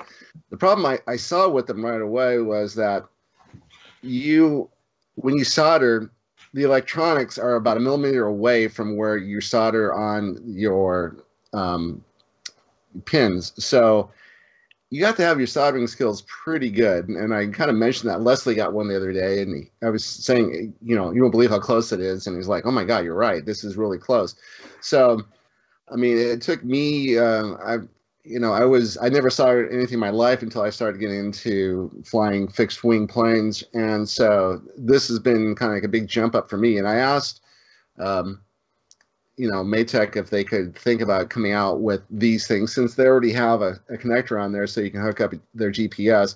Why not just simply solder on the pins? And I put that out to the group, and about 80% of the people said, "Oh, hell no, I don't want that." And then about 20, maybe 30% said, "Oh my God, I buy that nothing but this if that came out." That you're forgetting, there was also a solid group of people that said we don't want any connectors at all, just Yes. bare boards. So. Yeah, that solid group of people was just you. Exactly. Yeah, but that's the concept is, it's kind of a good point.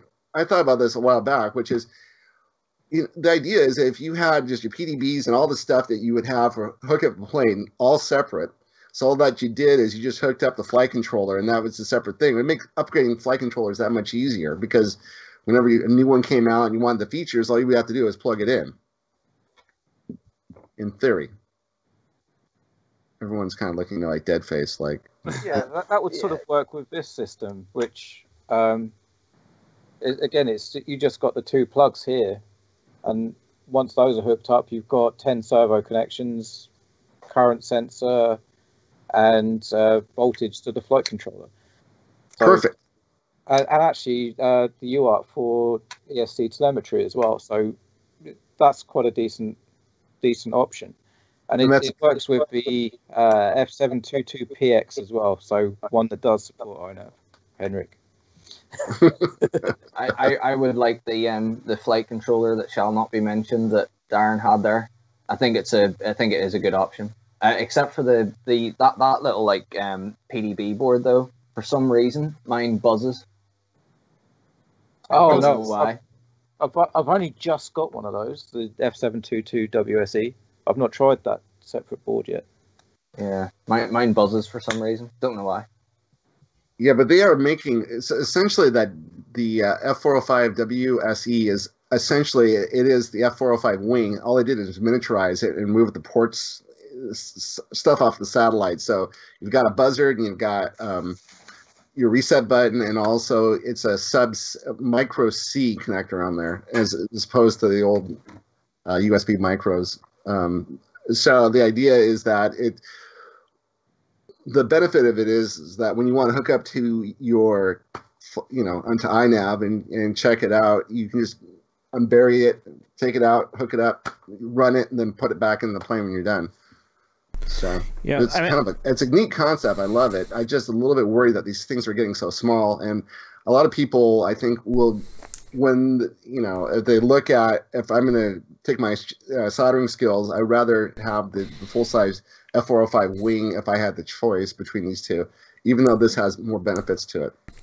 I mean, the benefits for the satellite board for USB and the buzzer and all that stuff is definitely there, but maybe Maytech should rethink their plug connection type, because these JST XH, I'm not sure what number it is, with 0.8 millimeters spacing, they are really too sensitive. On my AR Ring Pro, for example, sometimes the buzzer is just not working, and I have to push against the plug a little bit.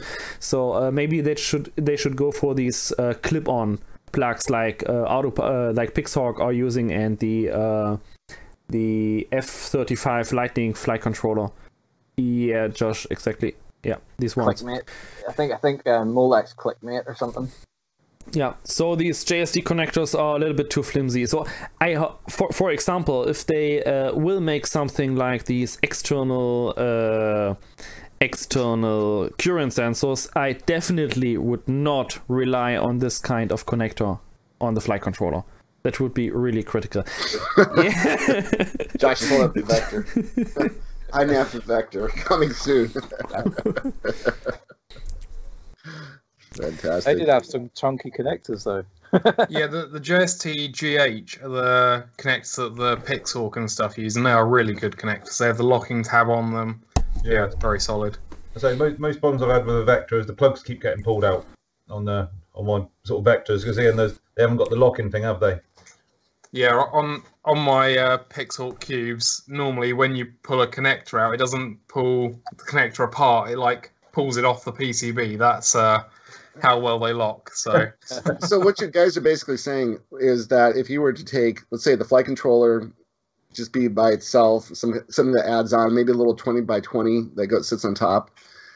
But then what you would do is you pick your PDB based off of your needs. So if you're putting in a big plane, you want something like the 765 or even larger so that it has a huge amount, it can draw a huge amount of current.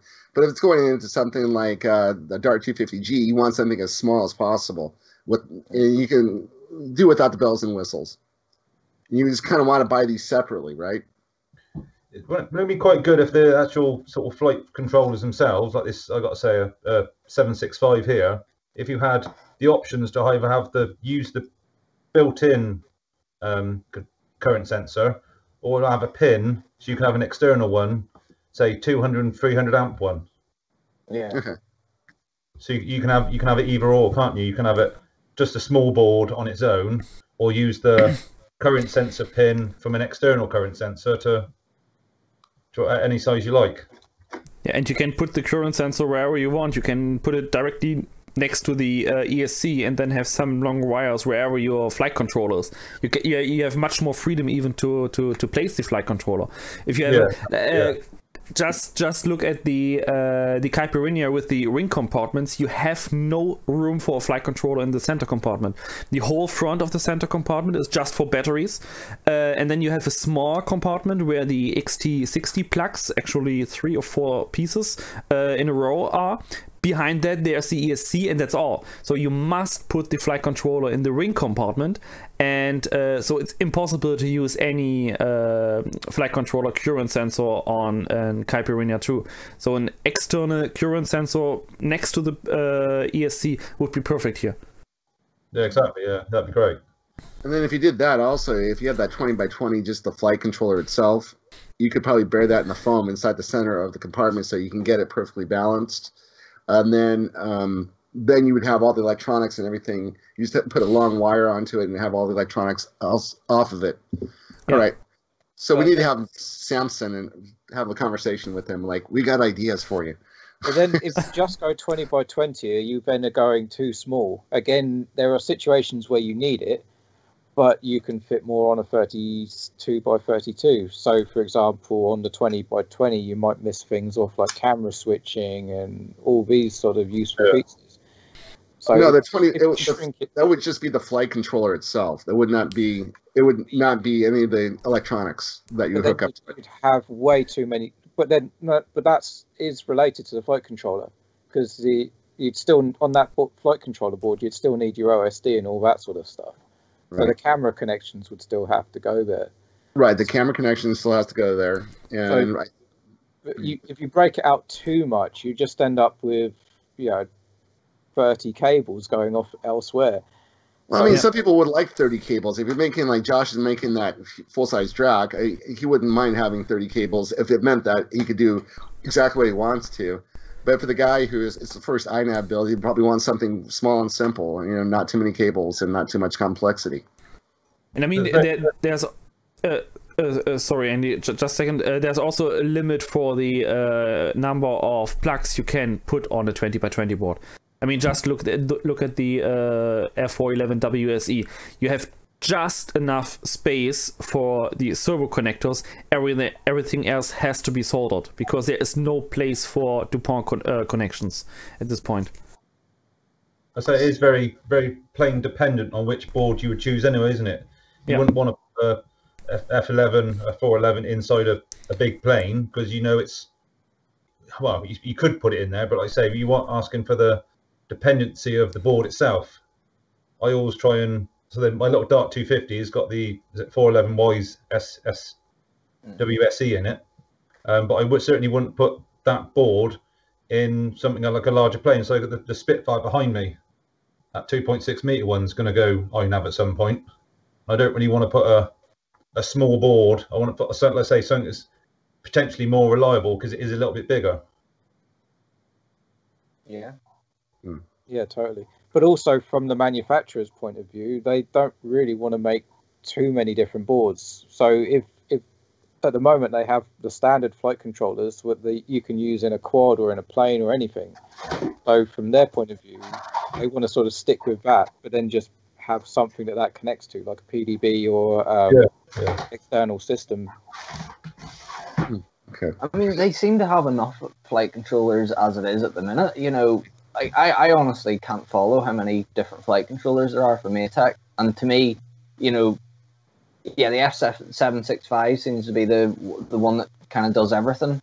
But you can certainly have smaller ones. I mean, I don't see why they wouldn't just do like a little pro line and just keep me happy. Yeah, just do ones to keep us happy, Maytech. But still, Josh, the pro line, you'd still want it so that you can use it in multiple things. You wouldn't. Oh yeah. It's so specialized, like have to have everything as a breakout.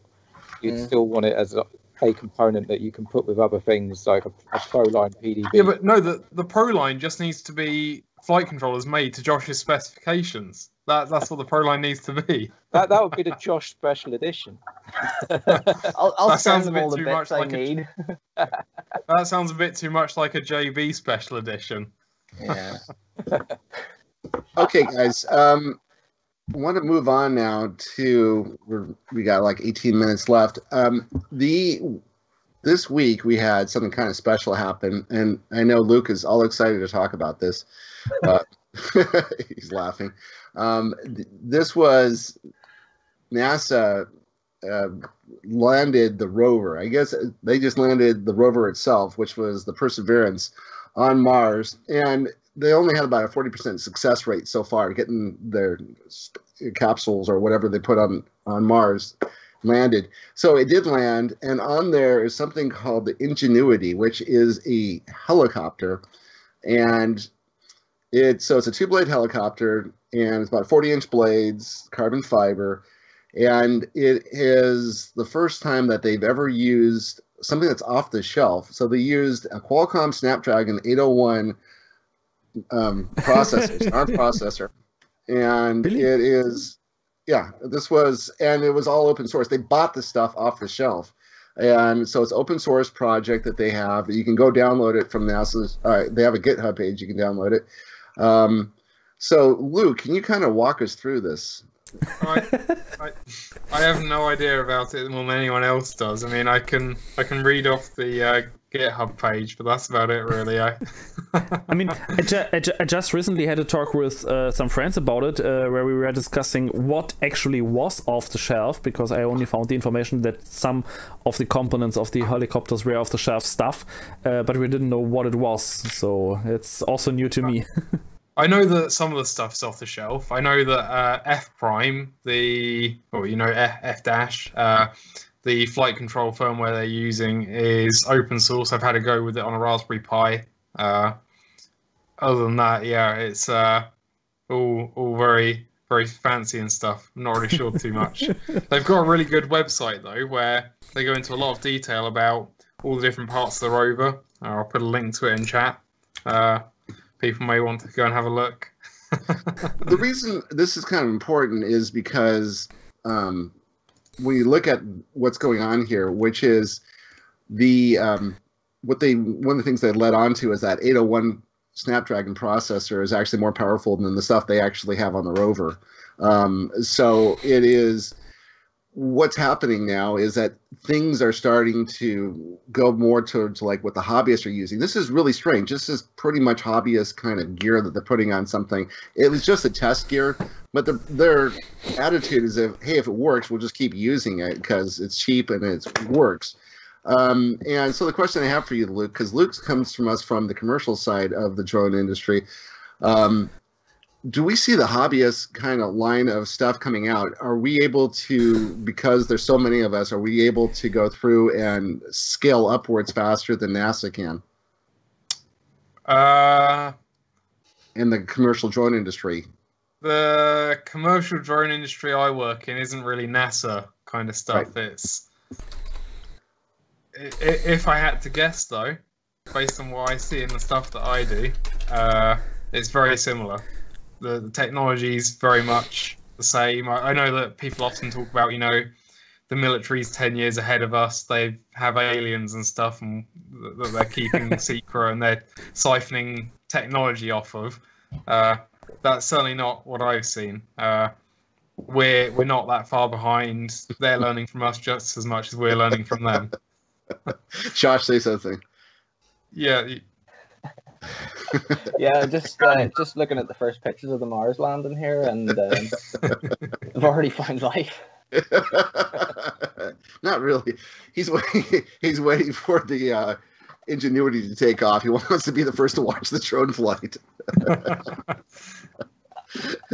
But what I'm looking at here is like, I don't know, just the feeling I'm getting, and I've started noticing this more and more recently, which is, it seems like, because what I would say is this: we're all connected now. So you get a bunch of hobbyists who work on things by themselves, and then they're a nerd, and then they find 5 other nerds close by, and then they work on stuff together.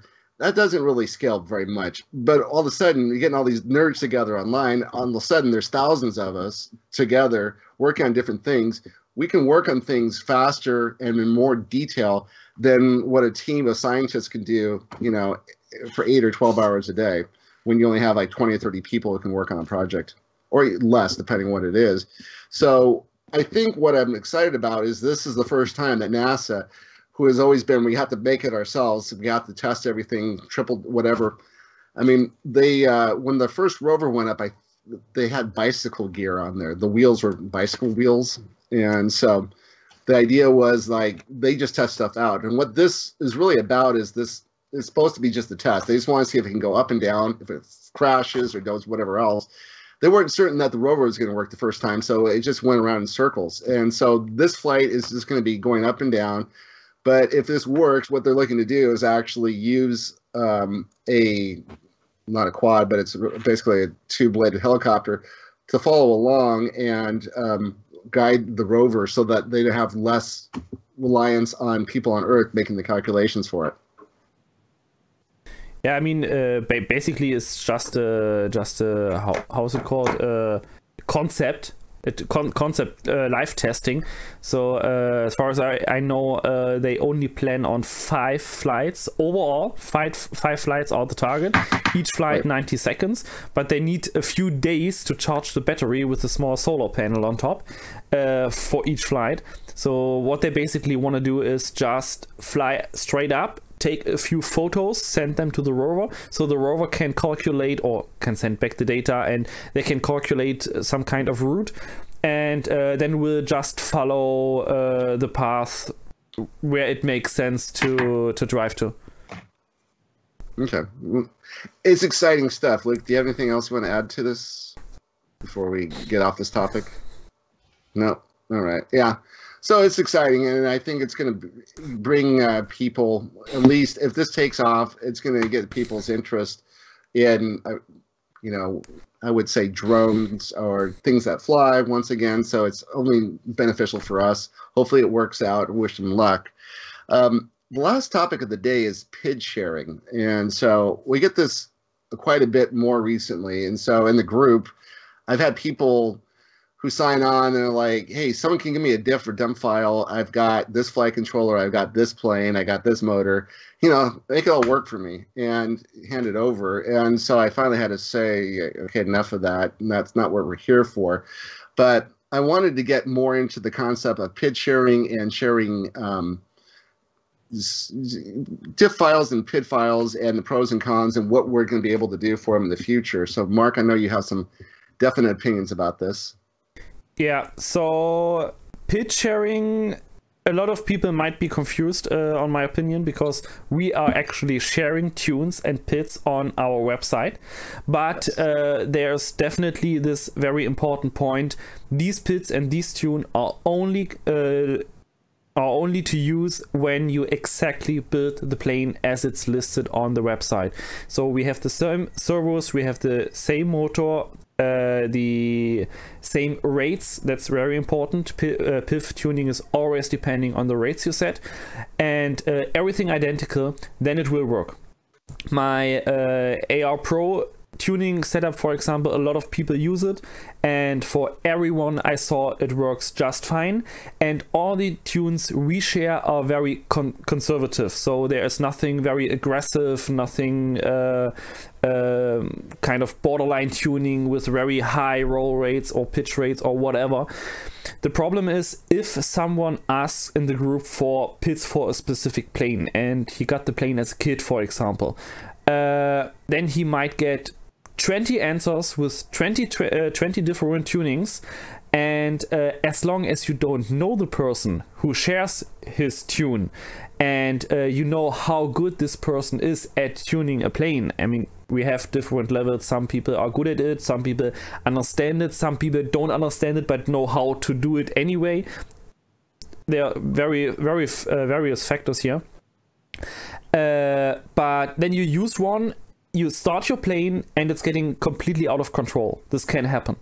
I recently saw a post in the German FPV Racer Germany group that mainly handles all quad stuff and beta flight stuff, and there was one guy, he said, help me, I have a problem, I burned my 3rd or 4th motor already, or ESC or whatever, he don't know how that happens, he just built the quad and he used the pits from Mr. Steele. And I thought, okay, that's not even close to the quad that Mr. Steele uses. And he just used these pits. These pits are even for a very old Betaflight version. And the old Betaflight versions needed much higher pit values than the newer ones after 4.0.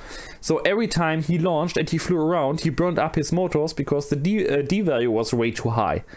And that's the same that can happen on our planes. In the future, it gets even more critical. There is something going on in the development. It will not come in 2.7, but some developers want to have a full PIDFF controller that can handle as well as planes and also quadcopters, so you don't have two different controllers for both.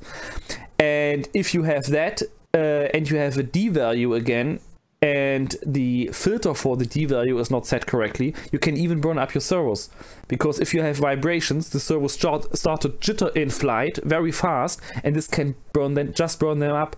And if you take some pits from someone else, yeah, this can actually crash your plane or make it even worse as it was before. So yeah, pit sharing is really a topic I don't like to see. You can share rates, that's no problem. But basically just use the preset in INAV based on the plane size, and these presets are very low. Basically they are fine to get the plane in the air, and then you just launch and do your auto tune and you are done. Darren, I know you had some thoughts on this topic, so can you share them with us? Pretty much Mark's covered it. It's one thing that I've never really been keen on. And, you know, when I was first getting into the hobby, I first started looking at quads. And even back then, people are asking for PIDs, and even the well-known pilots were saying, well, there's no point. They're all different. It's going to be different depending on how you've built everything.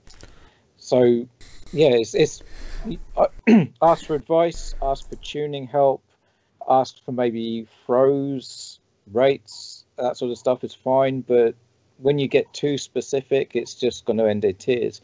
And I think the most important thing, as Mark pointed out, is you don't know how well the person who's suggesting it's plane flies. They could be someone like, Mark, who is a great tuner, or they could be someone like me who just sets it on default and flies anyway.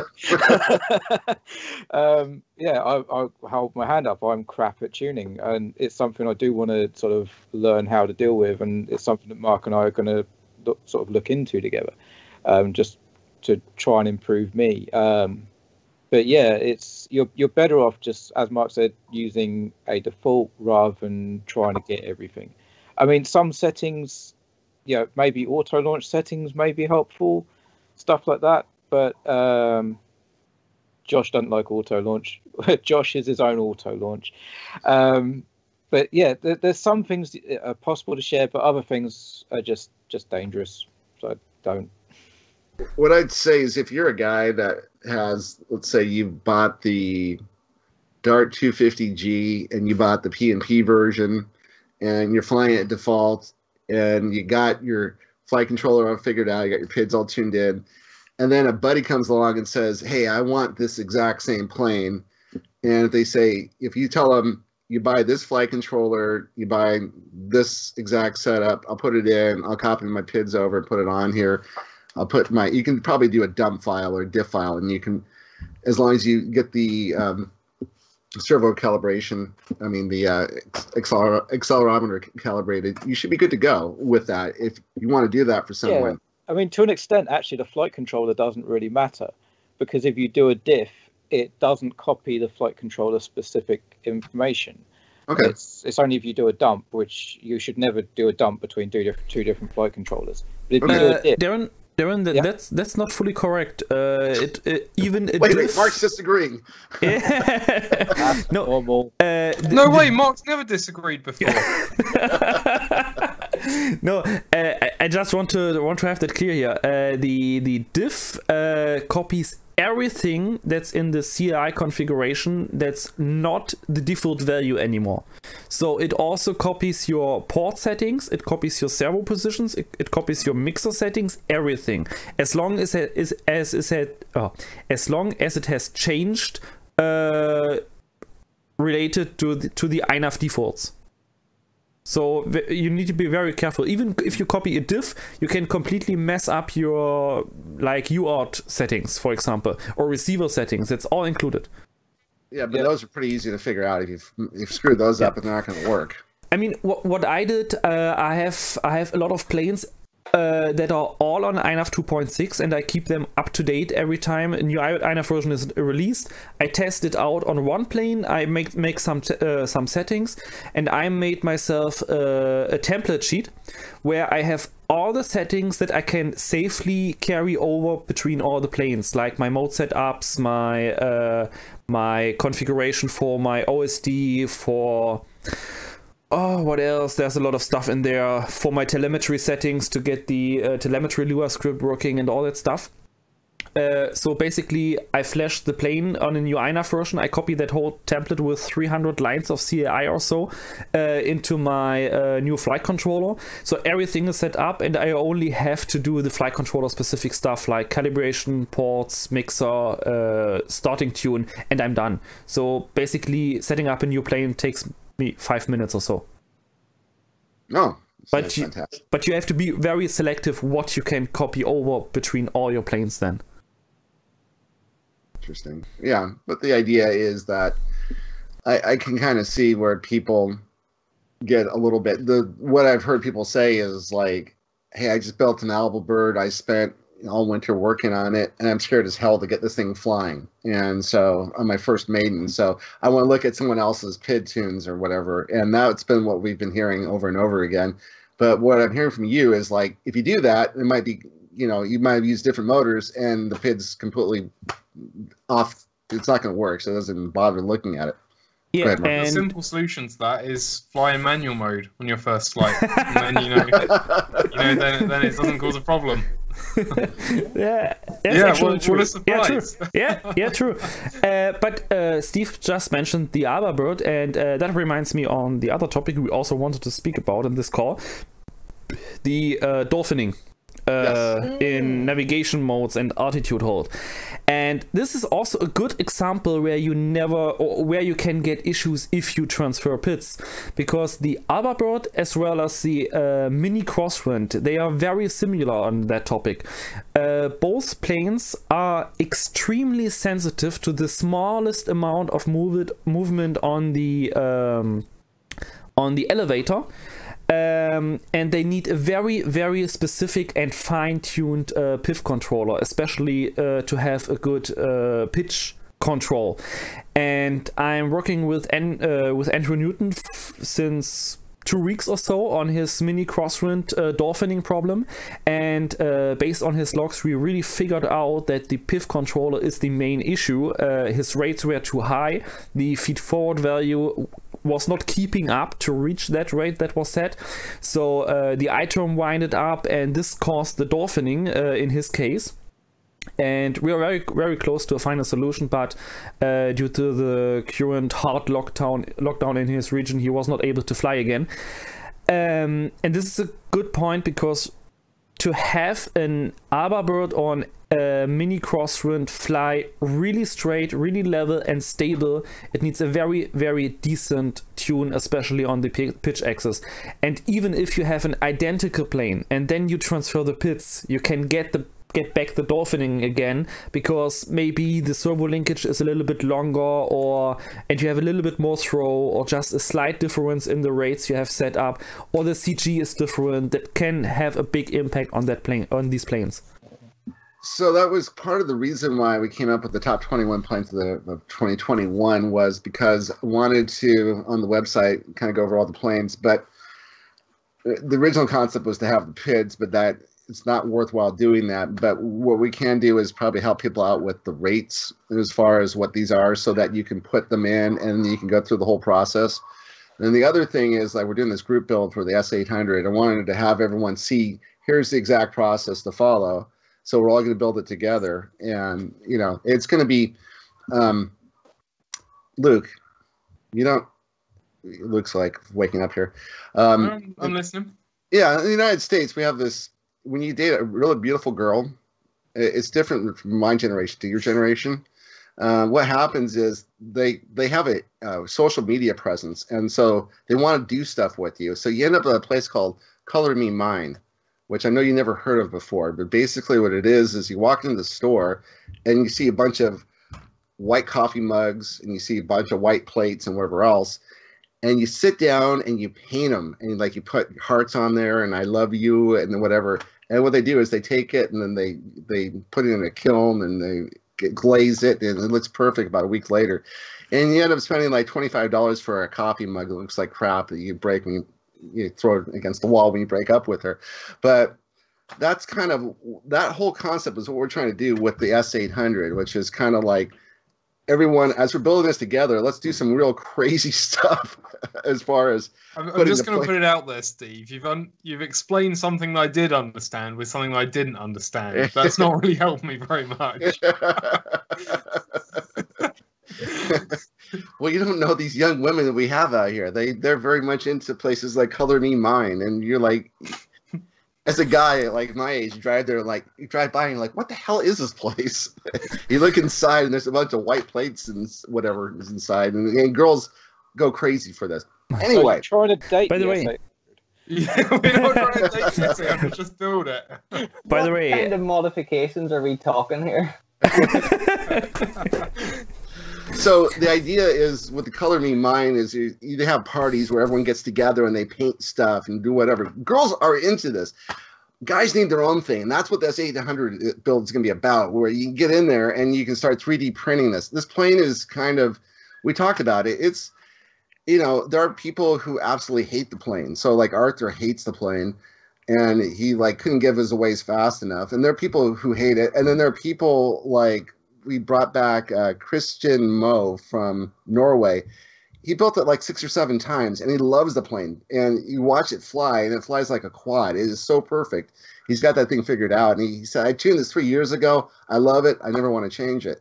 So he's going to help us with getting the 3D parts for it, and he's going to give us some guidance on how he put it together. But that was the whole idea, was like, let's get people together. And we'll talk about this more next month, but let's get people together and start talking about, as we build a plane together, we can all kind of like build it, but we can also venture off and do different things with it and make it unique and fun, and kind of show the whole process of putting the plane together. Then talking about how you put it together and the parts you put in there and things like that. And that's kind of, I think, what's missing in the group, because a lot of times people are like, I want to get an S800, and then they get it and they look on the list and order this motor and order this, and it doesn't quite, it's not the magic that they were hoping for like other people have. Josh, you going to say something? The difficulty, I've found is a bit like what Darren said earlier. Love the building, and the S800 project sounds great, but it is like the tuning thing for me. And I think my problem is like not actually just going, right, I don't know enough about this. I need to actually seek the help on it. And I'm one of those people, I'll try and do it myself first so many times, and and really I was wrong about it. But Mark, the advice that you gave me whenever we were talking about tuning the mini crosswind, of just going through the basics, like this is a really like sort of, it's not a hard to tune plane, I guess, but it's just needs everything to be so particularly right. And whenever Mark talked me through the setup, I've put in like some base settings, and now it actually flies absolutely fine. So you know, there's a little tiny bit of dolphining, but it's so mellowed out now. It's just totally transformed it. So like for me, you know, I would love, you know, that kind of content, and I think that's maybe what Darren and yourself are thinking about doing. Yeah. I mean, So, Josh, I have your PIDs. Yeah, man. I mean, coincidentally, Kids I'll after your the kids as show's well. over, I'll put okay? them on one of my scratch build planes. I'll change them to my background. guys, coincidentally, just when I talked about that mini crosswind dolphining, Andrew showed up in the chat, so he's also watching now. And yeah, it's really interesting that I basically used what I learned from Andrew's logs and gave it to you, Josh, with the rates especially, and some starting pits, starting feed forward values. And yeah, as you say, it works already pretty well. So I will look at the logs later, and then we can figure out to maybe optimize a little bit more, and have a look how it goes that on his plane. That's what. I mean, Yeah. That's. Go ahead. Oh, sorry. I was just going to say, even just, you know, that basic thing that you ran through with me. Okay, you know, we said, right, it needs like 30 degrees of movement in manual, but you showed me that with in acro mode, it should only go to like 80% of that travel. Like that kind of stuff I had no idea about, but obviously everything helped towards, you know, correcting this issue. Yeah, we need to do that for 21 planes. And that's kind of the whole idea. Mark's like, he's like, it's kind of a lot to ask. I know. So But what do we learn by all this? Guys, follow the guides. yes. Yeah. I mean, if it's in the guides, that's my bad. You know, I just need to read that more. Make it more approachable. And that's kind of it. I figured that those 21 planes represent about 80% of what, or 90% what the group's flying at any given time. So if we can help out with getting those things, it's not giving people PIDs, it's not giving them diff files, but at least giving them ideas about how to tune this properly or setting it up properly, and then we can go a lot further. So we might need to rewrite them when 2.7 is released. Oh yeah, that's true. Versions, actually. We should do a version for 2.7 rather than rewrite, just in case people are still on the older flight controllers. No. Why don't we wait until 2.7 comes out, but then 2.8 will be coming out, so we have to wait until 2.8. Yeah, but I hope 2.8 will not revamp the whole tuning stuff again. But what if 2.9 does? Yeah, then we will do it again.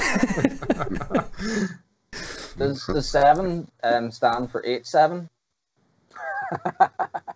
Does the 7 stand for 8.7? Yeah, 2.7, that stands for 8.7, right? Oh, Ah, yeah. I thought you were saying 8 is in the number. Oh, sorry. My H makes more sense. Okay, guys. Well, hey, I want to thank. Hey, wait, Steve. Steve, wait, Yes. wait a second. I wanna just ask Andrew, how do you tune your planes, or do you even tune your planes? I mean, you're building a lot of stuff. To be honest, I've possibly got 4 or 5 planes on INAV. I am very new to INAV. I can thank Josh for that. But most of my stuff I used to fly in manual. Well, not even have flight controllers in. Then I went to I think the old FY41. I had those years ago. Went to Vector, and then Too late. and obviously now stuck into INAV. And I say it's the thing that sort of let me down on the FY is the fact that you can't tune anything. So then I thought, well, Vector, you've got a margin if you can tune stuff to tweak to what your flying style. And obviously now I've got introduced into INAV. You can pretty much tune anything you like to suit your flying style. And so I am in the process of actually sort of learning all this stuff myself. Like say that you guys on about the 2.7.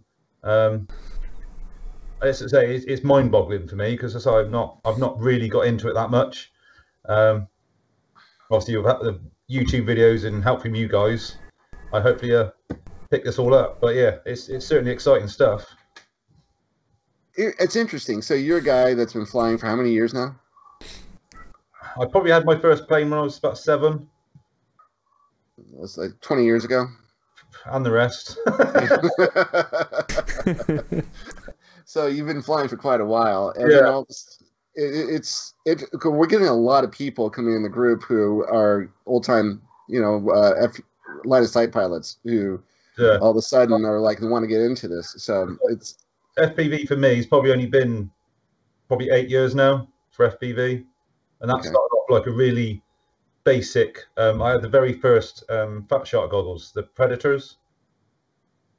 That's how I got started. Obviously, all those years ago, and I've pretty much had every goggles ever sort of since that as well. But it's a very steep learning curve. But like I say, I did start off with line of sight and always wanted more, sort of thing. Right. So you're getting out of it what you want out of it now, as far as you have some expensive vector modules sitting there, and yeah, I think I got about 5 vectors. Oh God. That's a nice Hawaiian vacation right there. Yeah. Don't start on the Dragon Link stuff, for Christ's sake. Yeah, I say that certainly these little boards, these little sort of Maytech boards, are certainly a godsend when it comes to tuning to your flying style and setting up the OSDs how you want them and all that sort of thing. Because it's certainly so it is mind-boggling how much you can tweak. Yes. So in some ways that's good. But in other ways, if you're starting out, it's like, say, where do you start? You start at www.inavfixedweekgroup.com. Go to Marc Hoffman's tuning guides, masterclass tuning. And we've got you read that, and everything is fantastic. So, what happened? The thing I see what people tend to fall off at in the tuning guides, they say you're supposed to do rolls. And then you're supposed to count frames and I'm like, 90% of the people are never going to do this. So we need to help them out as far as rates are concerned. I'm with you. You're the same way. Darren,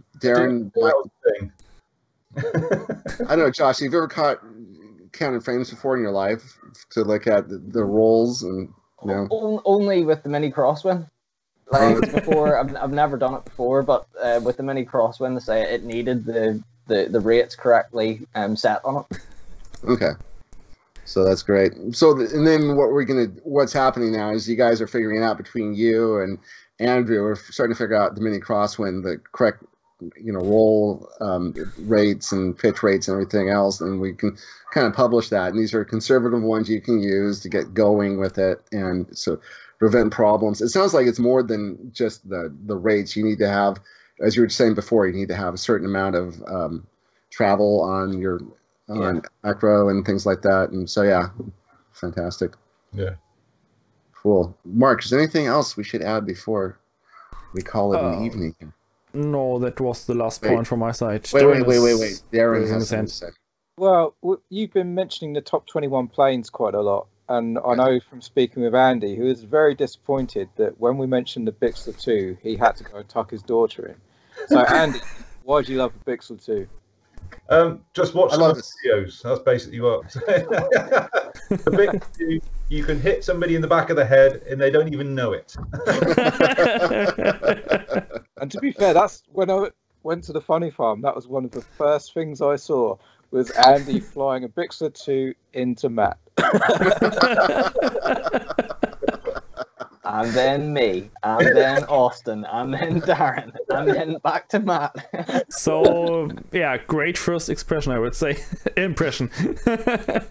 So there's little holes in the Bixler 2 in the nose we put them together. Before you put it together, you can put weights in there. And the next one, it'll hurt a little bit more when you hit these people. Well, we do it in a safe manner. So we do mess around quite a lot at the Funny Farm, but we try and be as safe as we can without, you know what I mean? It's just, we know nobody's really got hurt so far. It's that badly, right? Yeah, I'll tell you, when you're playing with fireworks and half a litre of petrol, you wanna be safe. You don't want to obviously hurt anybody. You have socialized medicine in the UK, so it's not really a big deal. Out here, you actually have to pay for people's injuries and stuff like that. I think it's kind of expensive. So, fantastic. All right, guys, anything else before we call it a day? Luke's, wait, he almost has something to say. Okay, great. Well, Andrew, thank you so much for joining us this time. That's all right. Thanks very much for letting me come and chat. This is great. We've enjoyed having you. Josh, always great to have you and Bernie Sanders together. Thank you. He's waiting. Bernie's waiting for the next show, I guess. And don't let us wait too long for the main video. Wait. Yeah. Say second we got Funny Farm back on. Drax's gonna be out. Great. Upsetting all of the neighbors. Yeah, It's loud. Well, guys, thanks for tuning in, everybody. We'll see you next month for another edition of Wing Talk. Bye, everybody. Bye. Bye, guys. Thanks, guys. See you. See ya. Have a good one. Oh.